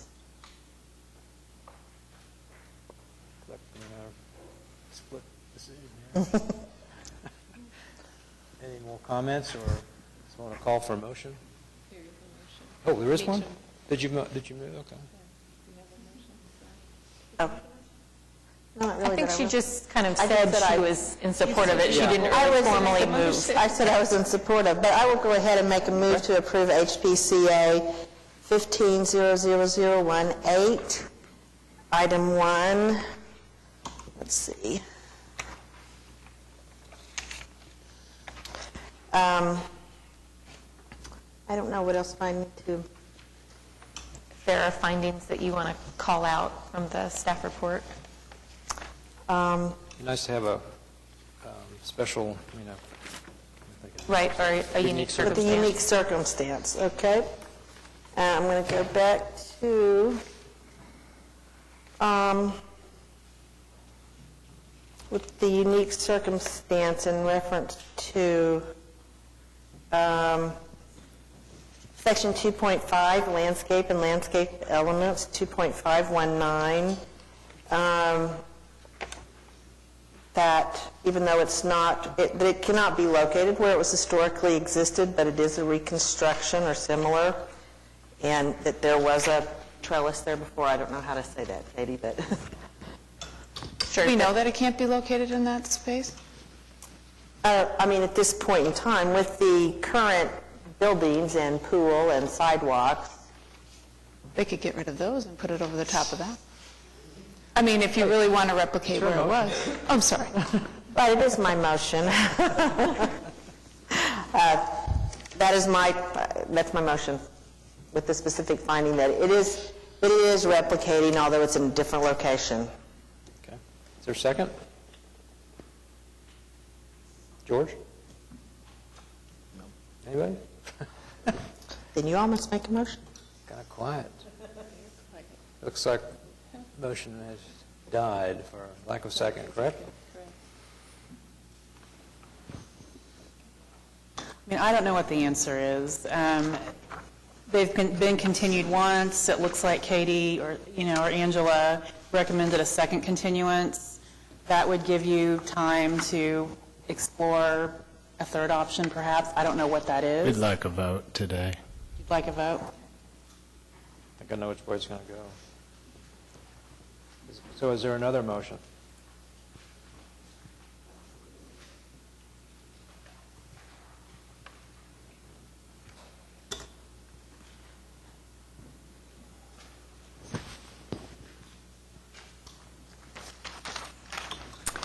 I move to deny HPCA 15-000018, item 1, without prejudice, with the specific findings that the proposed work will have an adverse effect on the historic character of the district or property, is not consistent with the provisions of the guidelines, and is not in compliance with the relevant sections of Oklahoma City Municipal Code 2010, as referenced in the specific findings in Section D of the staff report. Second? Second. Moved by Jennifer Bourne, second by Ann Zackwitz. All in favor of denial? Aye. Aye. Opposed? Nay? 2. Motion carries, excuse me. Application is denied. I'm being told what to say.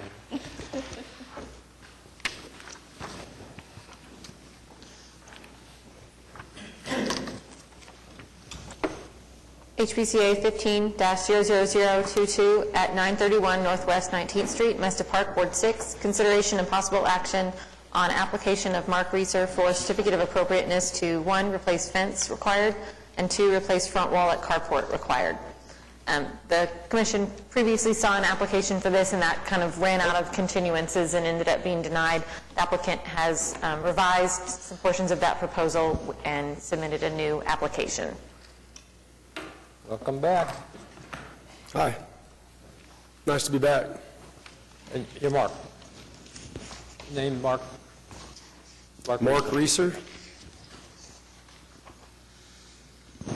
Can you just tell us what you've changed, maybe? Well, what I want to change is I want to comply and take staff's recommendations that I've worked through with them, and hopefully come to an agreement on the changes that we have proposed here. So I think one of them is to change the proposed rear fence at a height of 10 feet, remove it, or pull it down to 8 feet. 8 feet, Is that right? yeah. Mhm. Okay. On the north side and the east side, yeah, to 8 feet. Actually, it's a little shorter than that at the back corner, but at the highest, 8 feet.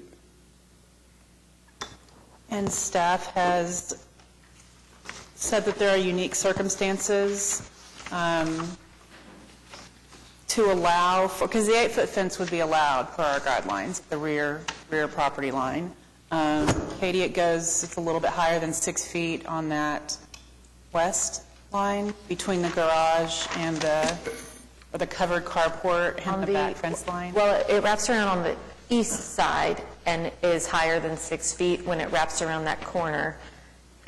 We do have guidelines that allow for fences to exceed the regular height requirements when it's adjacent to things like commercial uses. So we felt like that increased height on that side was not inappropriate.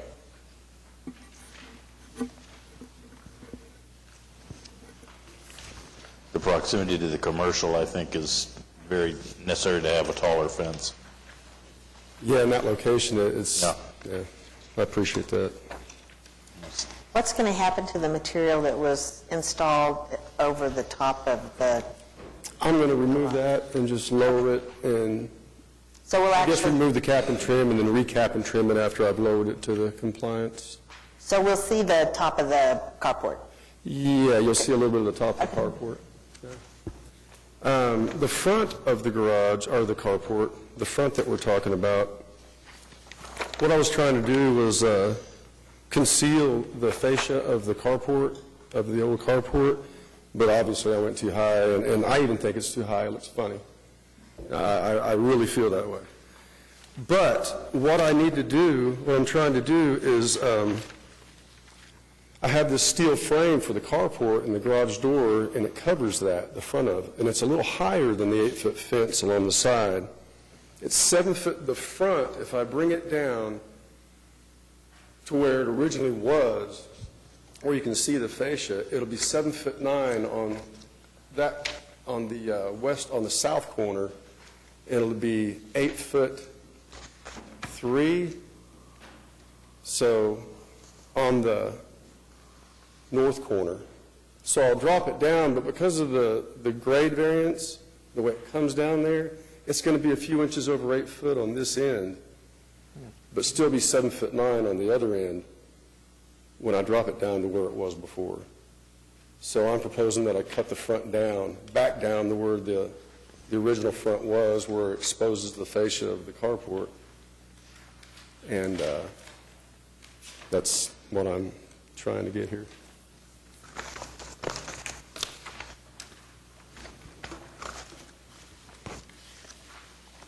Katie, I'm not sure I still understand what it's going to look like on the front.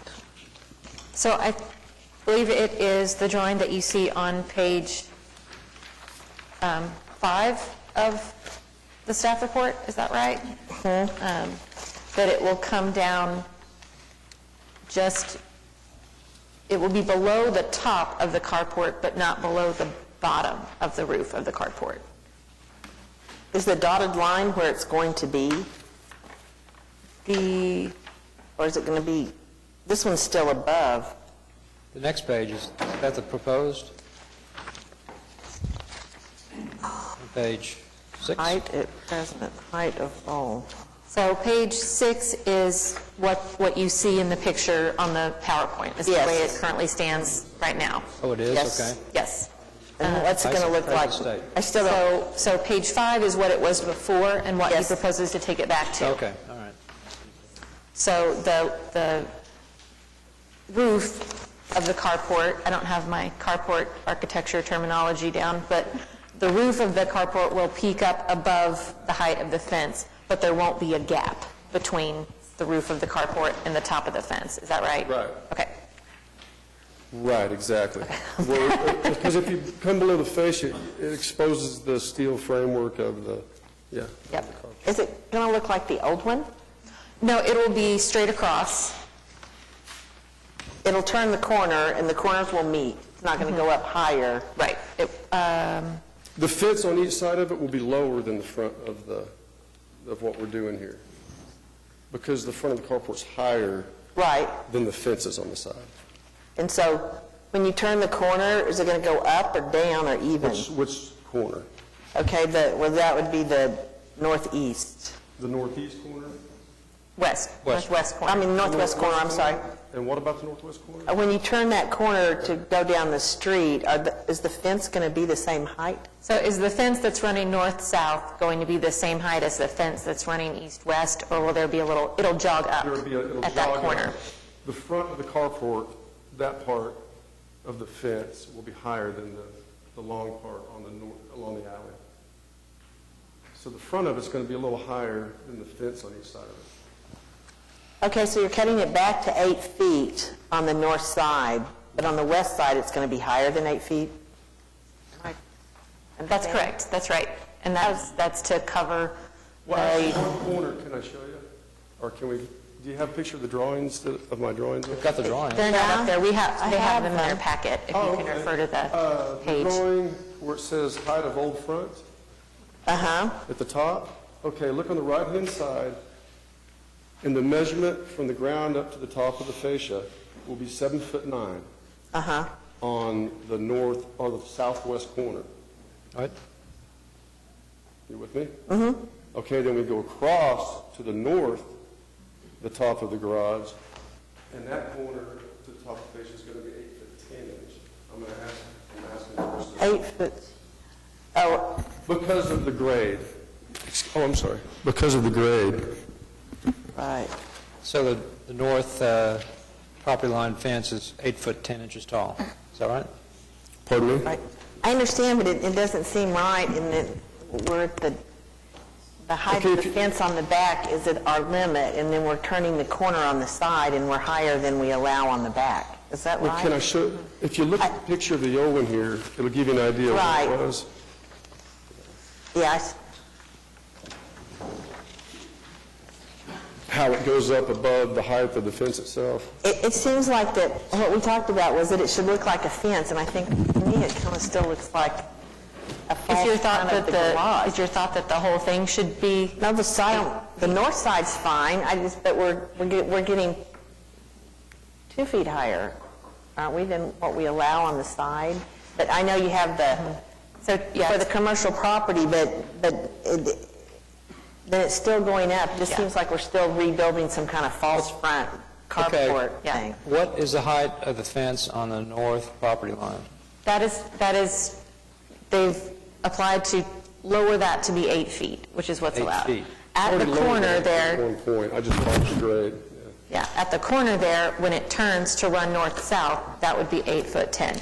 And we talked about a number of different ways to do this. I think from the last meeting, it seemed like the commission was okay with the garage door staying, with the carport staying, and we felt like the preferable thing would be to try to disguise that as best we could within something that was compatible with the spirit and intent of the guidelines. We felt like having something that came up slightly and went straight across and lowered to that 7'9" with the grade was going to look better than something that jogged up and down to conceal the carport, and would look better than leaving a more significant portion of the carport exposed. So what is the height proposed for the north fence? Is it 8 or 8'10"? It is 8 feet on the north side. So at that corner, it'll turn, it'll drop down 10 inches? It'll go. Up 10 inches. It depends which way you're going. But yes, it will be a change of 10 inches. To me, this is the prime, to me, the garage side is the primary elevation. Right. If it turns to the left, it'll drop to 8 feet, correct? So. And then as it goes to the right, because of the grade, it drops to 7'9", but the top is still level with the carport. 10, right, and 10 inches higher than the back fence, than the north-south fence. To me, I guess I thought that we were going towards something that looked like a fence. Well, I just wanted to make sure. It does look like a fence, but I have to, because of the design, because of the framework, on the then I think we're back to because then you using. can see the garage door and everything if you don't have that. Right, but I think that I guess I thought we were going towards the garage. The carport is a separate thing. It's an unusual carport with a garage door on it, but we're not really attaching anything to it. Trying to put a fence up that follows the regulations around it has nothing to do with covering up where the door goes or making it as high as the carport. We're talking about a fence height. It's really just a garage door and a fence. But It has nothing to do with the carport. Just It's a door. already there. We're dealing, that's what I thought we were trying to get, was a fence. I'm in agreement on the north side. Well, and also, it's 7'9" on one side. Right, but we... 8-foot fence because of the commercial, all the street and all the builders and all the Right, trailer I understand. gears and all the stuff I have to put up with. Okay? So what I need is, it's 7'9". I thought you were going to give me a variance to get it 8 foot because of my unique circumstance. So I need at least 8 foot. But we would be, right. On the west side. I'm for that. If it turns the corner, it's the same height at the corner, it's but not 7'9" going up on over the low one corner. on this side. At this. Yeah, I understand that. But because of the grade, to keep it straight, I have to go a little higher. I understand that. But we don't allow that on fences. Our exception would be for you to have a fence that was 2 feet higher, correct? On the back? West side. Isn't that 6 feet on the side? 6 feet on the sides is typical. The garage door is attached to the fence, correct? Not to the carport, is that right? Yeah. If there's a frame, I can't remember now how that was installed. I know we had some discussion about what it was attached to. Okay.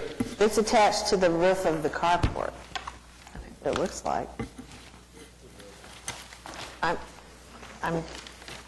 Those are my questions. is everybody clear on this side? Explain it to us on the... I think we need to sit around a side. table and draw, because I'm very confused as well. No, it makes sense. It makes sense to me. I think it's a very unique set of circumstances and a very unique set of conditions across the street. And from my position, is it ideal? No, but I think given the unique circumstances of the situation, what you've proposed is okay. That's my position. Can you describe the heights that you understand? Sure. The street-facing side of the carport fence is at 8 foot 10 inches at the highest corner, at the corner that's out toward us on your screen right now. And then as it turns the corner to the back property line, the north property line, it drops 10 inches and remains at that height all the way down the north face. Okay. Right? All right. And the fence that goes along the west property line? Goes along that's the street-facing side, right? Right. Is at 8 foot 10 at the highest point. But the grade goes up, so it's essentially 7 foot 9. It's going to look like a Western building, and it's going to have this false thing on the front. It's going to look like a... That's your understanding? Yes. It'll be a 7 foot 9. false front of a wood actual Western. height. Actual height. From grade. Yes. So if you're going to go that route, I would say, well, raise up the backside to match the west side. That's where I was going. What is the extent of the fence? I'd probably go for that. What is the extent of the fence on the west side? I'm sorry? What is the extent have to of the raise fence on the The west? extent of it? Yes, on the west property line, what is the extent of the fence? How high it is? Or? No, plan, how long, where does it go? It starts at the carport, it goes, where's it stop? It goes all the way back to the corner of the property, to the back northeast corner of the property. I'm talking about the west property line. The west property line? There's a building immediately north of this carport, right? Yes, there's a building north of it. So the fence goes along the street-facing alley side, then it turns the corner and runs into that accessory, the side building, Is that it right there? What page are you guys on? I'm looking at your site plan. Looking at this plan? Okay. So if you look at the site plan, it just goes, it goes just to, so you see there's the house, and then there's the building, it's labeled as building, and the fence turns right there north of the building and goes back and stops. And then the wall of the building, the west wall of the building serves as the fence for that portion of the yard. So that's kind of where it ends. Right. That's it. Okay, I see it. Okay, I see it now. So I will say, every time we approve a fence that is 8 feet at the back and 6 feet at the side, it has a change. So I understand your concern that that looks odd, but I think we approve those all the time. It's just in reverse of what this is, that instead of dropping from higher to lower, it's going from lower to higher, because we allow 8 in the back and 6 on the side. So there's always a drop. I would personally think that it ought to be the same height on the north property line. It matches the height of the facade, so it doesn't have that jog. It does make it look like a false front that way. So I would just say make the... Right, I'm more comfortable with that than... So it'd be 8'10" along the north property line. As long as it looks like a fence, it's flat on top instead of the slanting, looks like... So you'd be better with me raising the fence along the west side to meet the 8'10" highest corner of the front of the car. I mean, that's where you are right now, isn't it? Yeah, kind of. What? Yes. Along the north side. I mean, can't you leave the front as is and turn the corner back to the east and just make it flat? I want to. That's what I want to do. I'm just a little high. But no slanting. Yeah. Right. Straight across. Yeah, I need it straight across. And then, yeah, I'd have to make the fence taller now. Yeah, taller. Still cut it down, or not bring it down as low, I guess, from the 10 foot it is now. Right. So right now, the fence along the back is 10 feet. And so what you're saying is, instead of bringing it down to 8 feet at the back and 8'10" on the side, that the whole thing at that corner would be 8'10". Yes. Then going out straight along the north and along the west. Yes. Sounds good to me. Over there? I understand you. That sounds good. Thank you, Mary Jo. You better make the motion quick. Okay. You did it. Oh, thank you. Yay, 1-1. Okay, approval with conditions. I move to approve HPCA 15-00022, items 1 and 2 with the following conditions. Condition A, that the back fence, the north-south portion of the fence be raised to 8'10" to match the side street Okay. facade of the fence. Okay. Can be 8'10". So the corner of that fence can be no higher than 8'10". I Are see you in what you were agreement? saying. You thought it was going to look like one of those old Western Yes. props from a Western, didn't you? Okay. Does that make sense? Yes, I like your idea. I think, right, so... Yeah, that makes sense to me, too. Yeah, Okay. Okay. for sure. Is there a second? I second. Moved by Joe Meacham, second by Jennifer Bourne. All in favor? Aye. Opposed? All right. Thanks so much. You're approved. Thank you, guys. Small victory. Thanks for putting up with me. I appreciate it. Now We appreciate you coming back. Thank you. Thanks a lot. Thank you. All right, next case. HPCA 15-00028 at 609 Northwest 21st Street, Mesta Park, Ward 6. Consideration and possible action on application of Sherry Helsel for certificate of appropriateness to 3, install new sidewalk to front porch, elective. 4, remove east front porch steps, elective. 5, replace west front porch steps, elective. 6, install front porch railing, elective. And 8, replace existing metal front door and side lights with wood. And that's also elective. Okay. And you must be the applicant. Yes, good afternoon.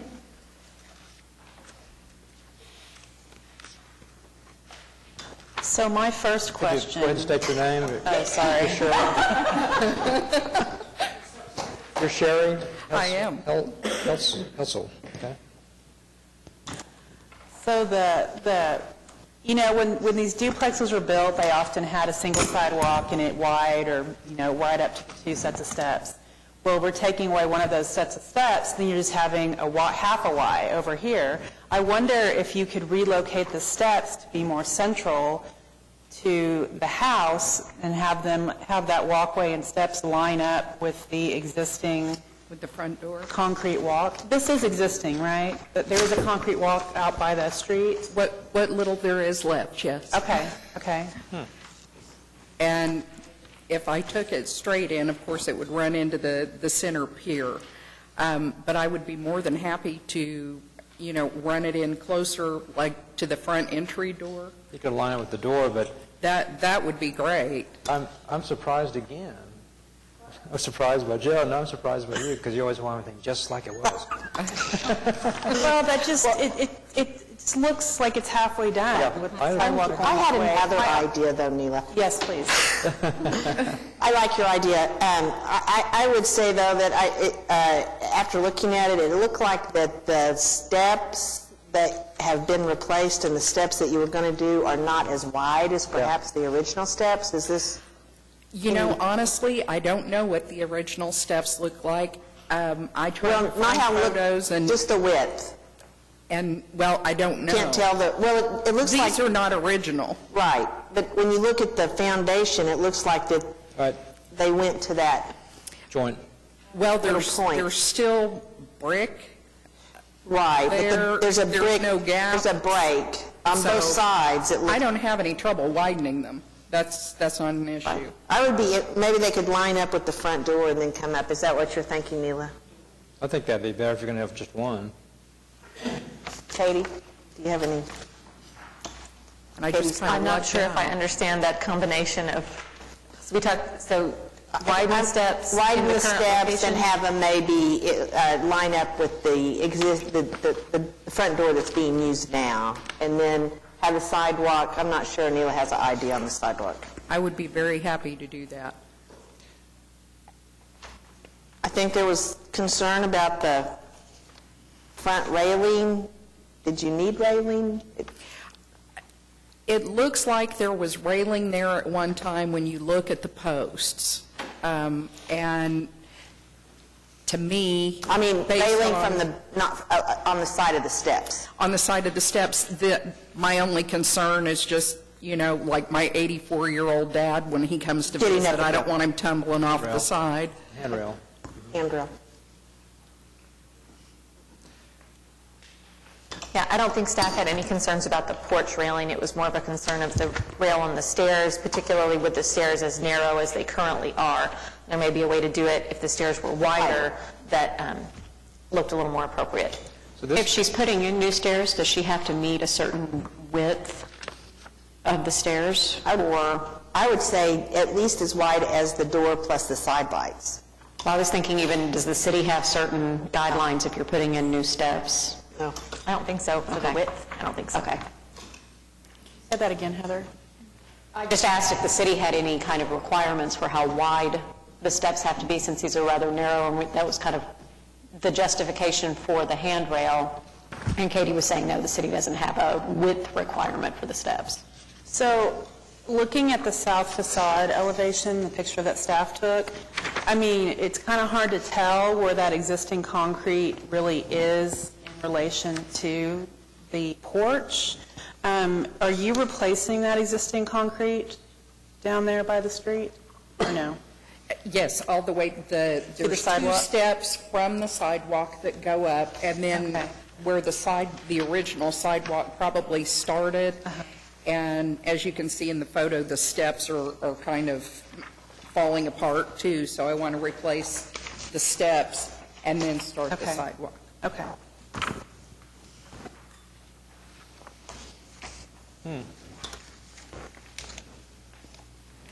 So would we be interested in having the sidewalk go up the middle of the house, starting from those steps, and then go over and capture the new wider steps? Is that what? Have steps in front of the door, so you go up the middle, and then you'd have to make a little turn to get over to the steps. The new steps. The new steps. That are aligned with the So door. where do the guidelines lie? I mean, if she moved the sidewalk over to be in line with the front door, so there is no No, jog at all. just the steps would be in line with the front door, but the sidewalk would come up to the middle and then just make a turn in front of the steps. If she's replacing the whole sidewalk, would it look more historic or be more in line if the whole sidewalk was just in line with the steps? Are you taking out the 2 steps? I'm sorry. I was just going to replace those in kind Oh, where okay. they were. I don't, whichever. Because the concrete is deteriorating. What's your suggestion? This, the original configuration that Neela first mentioned, with a central sidewalk and then wide to the 2 steps, it seems like keeping part of that would be good than just totally taking out everything and having a straight sidewalk to a new entrance, in my opinion. I kind of agree with you. I'd like to leave the 2 original steps where they are on the street, and then if I need to go up and over and then into the new steps. You're talking about the center sidewalk steps and then to the new steps. Right. Right. So that's sort of a historic gesture to the fact that this used to be a duplex and was originally constructed as a duplex, is that right? We're talking about the lining with the new entrance, the rendering that she did that showed it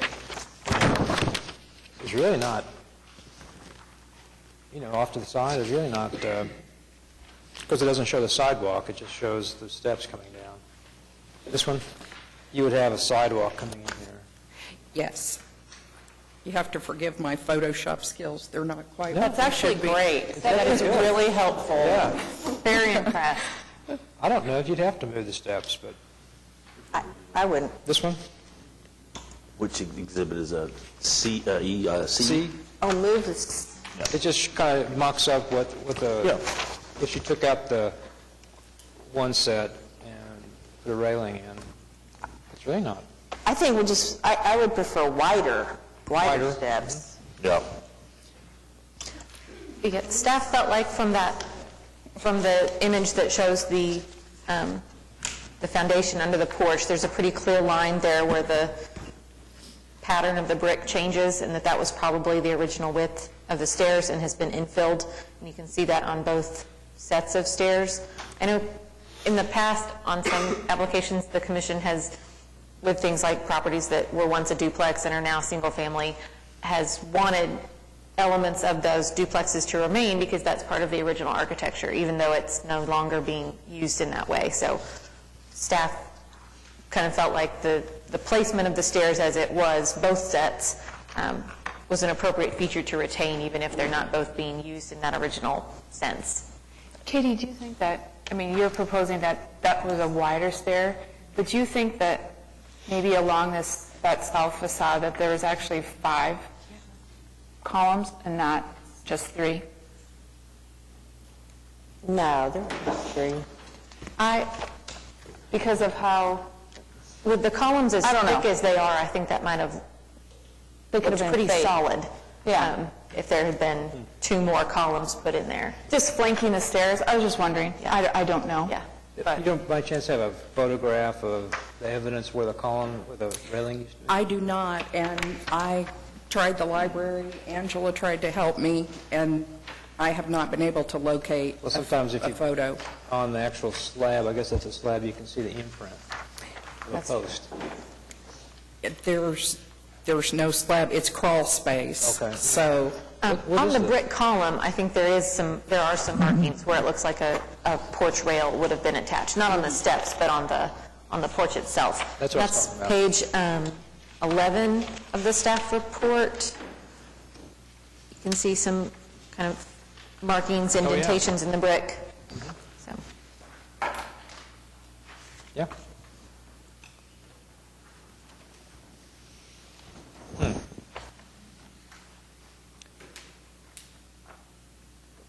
So where are we on the sidewalk? Are we still thinking it should be kind of curved, or are we going to go to a point and then make a right angle and then up?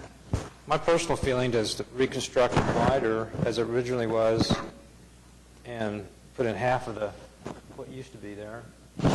Okay, were you arguing to leave this one too, the other set? That was their suggestion. We suggested leaving the other set. the only thing I would say about that is that, well, first of all, in trying to get some kind of balance. This poor little thing, she's kind of like the Bride of Frankenstein. It's been a neglected rental for a long time, and everything that has been done to it has been done halfway, and the steps are no exception to that. The steps that are at that far end are, they're newer concrete. It looks like maybe they tried to take some of the brick that was there and use it to fill in between where they set the steps and where the porch actually is. So they're not, it's not an attractive set of steps to begin with.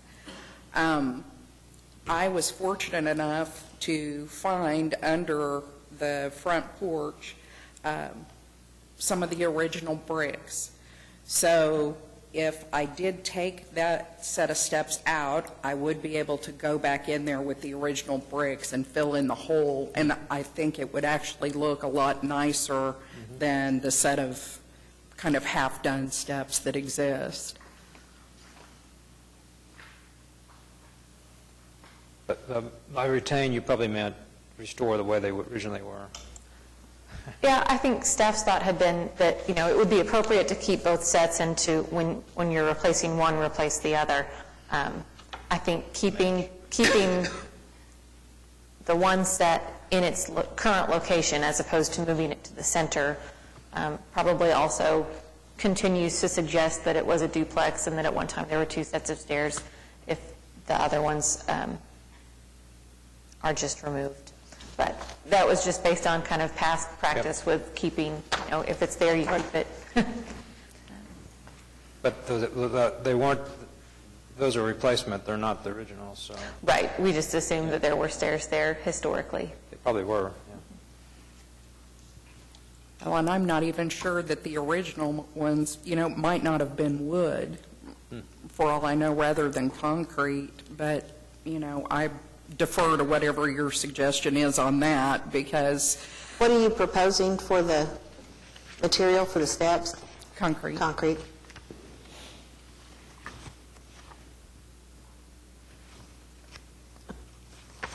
Okay. Alan, what was your final idea on the sidewalk?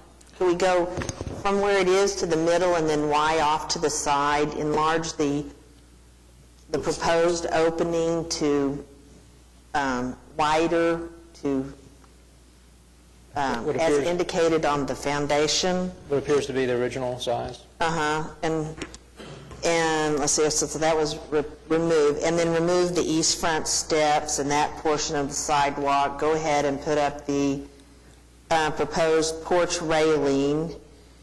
And does anybody have any comments on the material to be used for the steps, concrete or wood?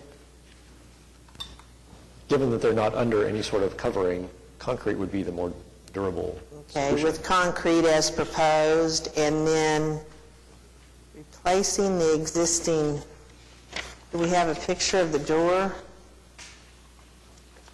You get a door brochure, Katie? Do we have a door proposal? We did, and did we actually, I think we were actually going to be able to administratively approve the door. Okay. So I think that just got left on your staff report, but that's being handled separately. So it's lovely, I promise. Okay, on number... It's 9 light, just like the center of... On number 8, then, we can say that that will be administratively approved. Mila, did you have any further comments on the sidewalk? Okay, well, you can, if you have a condition, we can change it. I move to approve HPCA 15-00028.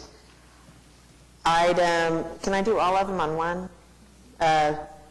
Item 3, the new sidewalk, with the condition that it either starts from the existing 2 steps that are on the other side of the sidewalk, or those steps could be replaced if required, and then... In kind.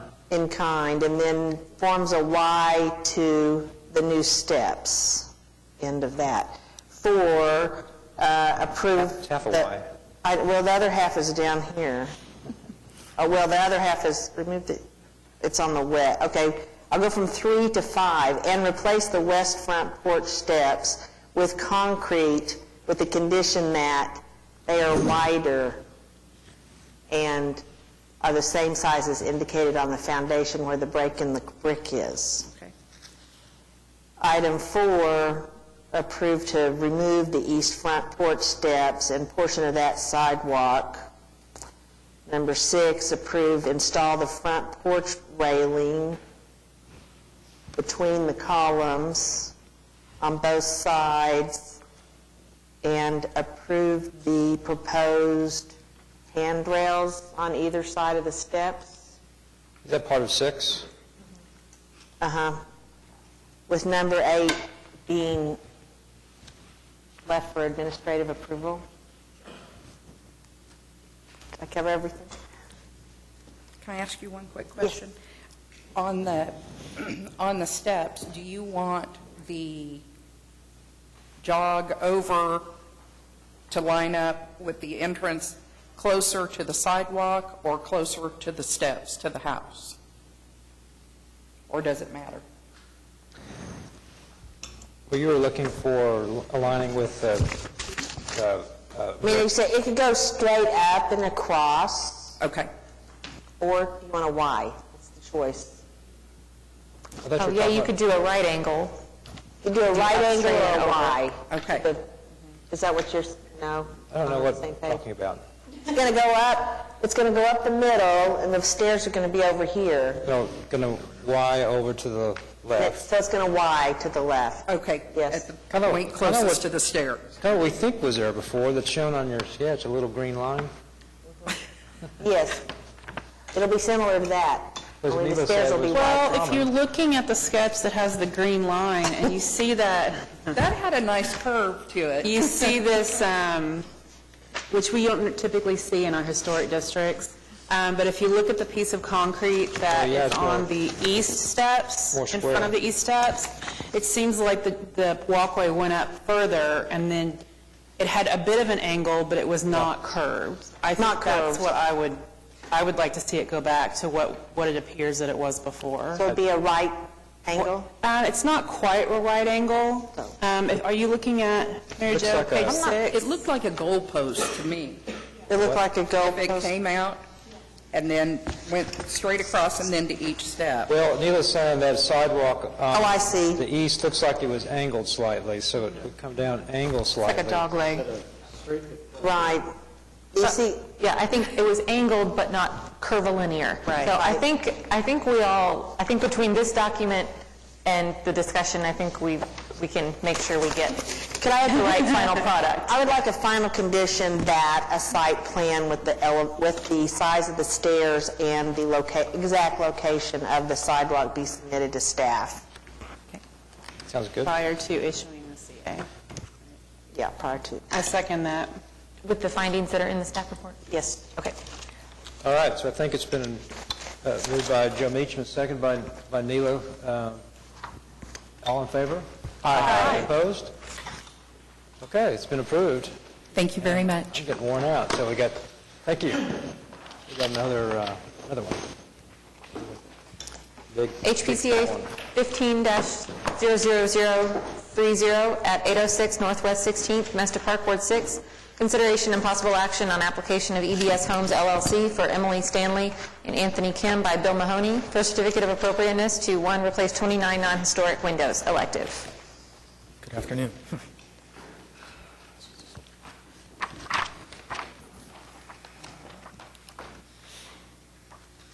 I had one question for staff.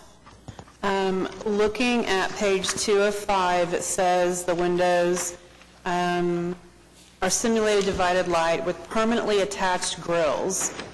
Is a grill the same thing as a muntin? Or is that something different?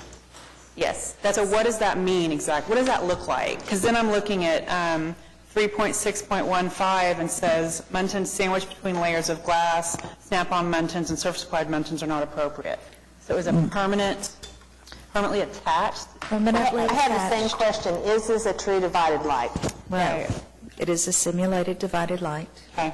Because So that is not a true But it is divided an light. integral divided light, so it has the interior, the exterior, and the centerpiece as directed by the guidelines.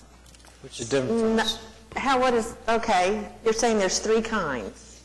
So you have a wide range of simulated divided light windows. You have some that have a very kind of flimsy, artificial-looking grill that's applied on the outside that sometimes is removable.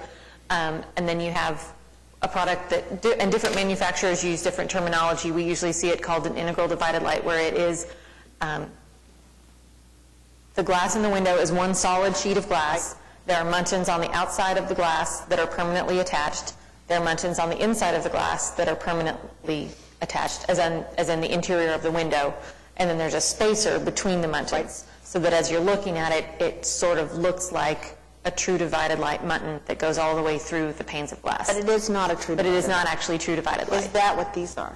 These are not true divided light. These are the integral divided light. The one you just described? Right, yes. Which is not allowed? Right. The guidelines say you can't have simulated divided light windows on a historic structure. We do allow integral divided light windows on additions and new construction. Okay. So,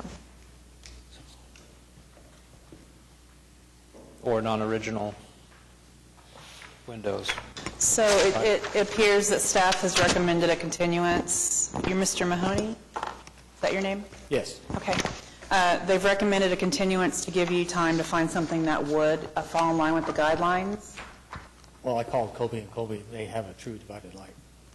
Okay, and But is I that haven't- something you're... I just got the bid, but it was too late to turn it in. Oh, okay. For this meeting. Okay. So, continuance? I'm sorry? Yeah.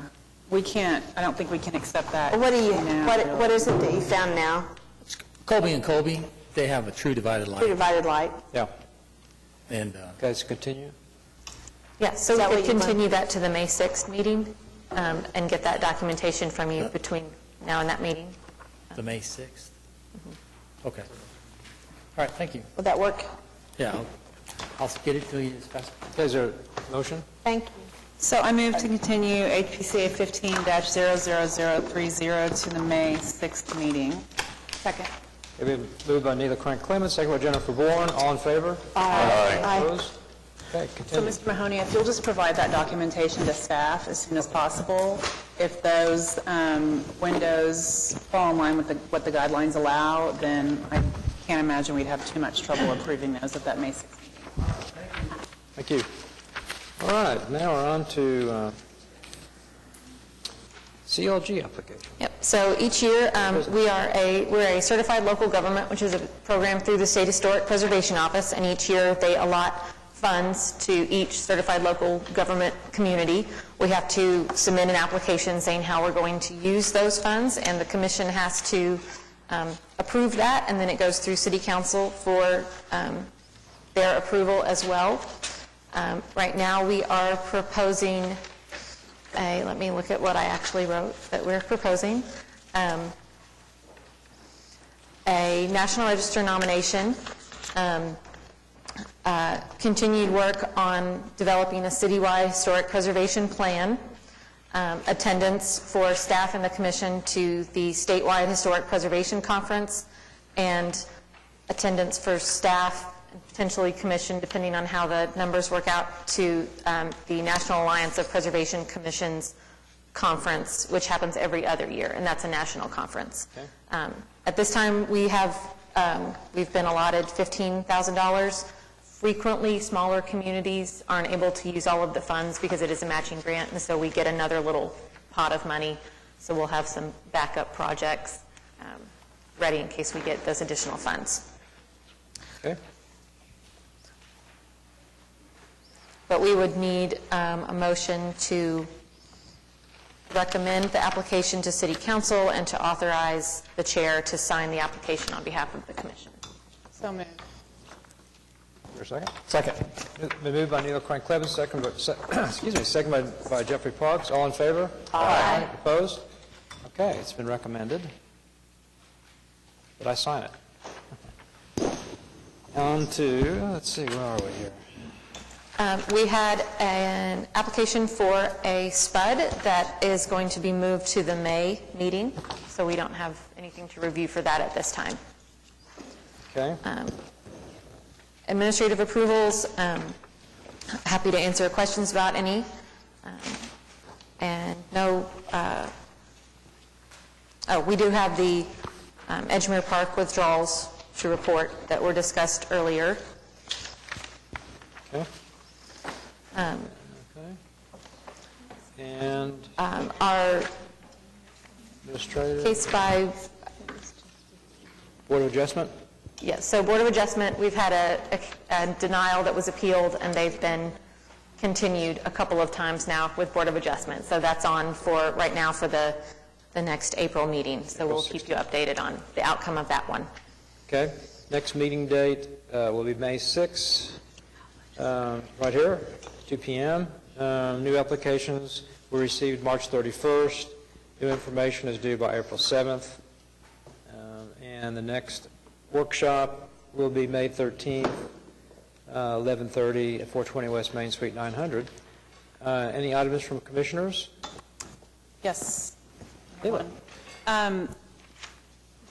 The HP ordinance and Chapter 59 of the zoning code outline the commission's powers, and one of them reads, prepare findings of fact relating to the recommendation for designation of historical, architectural, and archaeological resources.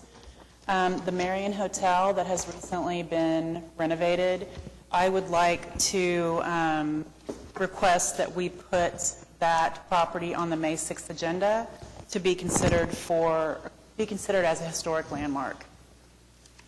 Okay. Does it take a motion or just? So that's just under items from the commission, so it hasn't been on the agenda, so we wouldn't take action on it. To vote. We'll put it on the agenda for the May 6th meeting for the commission to vote to initiate that process. That's great. They did a nice job on that. Okay. Anything else? Was there a reason maybe the Greyhound bus station did not come to the commission for just a recommendation? I'm not sure I understood that. Katie, would you like to comment on that? The Greyhound bus station? Sorry, we're debating. Legality of all this? Well, no, we think to be clean and make sure we don't get into trouble. Sorry. We might not actually need to do this, but I think just in case, we might need a motion to continue the SPUD to the May meeting. I kind of don't think we have to do that because it's a recommendation and it's not actually an application, but just to have a paper trail. Okay. So, and then I'll answer the question that I did not hear. Is there a motion for that? So motioned to move it. Second? And this is item 7B, right? Yes, to continue to SPUD May 6th. 00813 to the May 6th meeting. May 6th. Second? Second. Moved by Jennifer Board, second by Ann Zachris. All in favor? Aye. Opposed? Okay. So now continued. The question was about the Greyhound bus station. Why it did not come to the commission for at least a recommendation? So that is something that is in the Downtown Design Review Committee's ordinance, that they may refer cases to the Historic Preservation Commission for recommendation.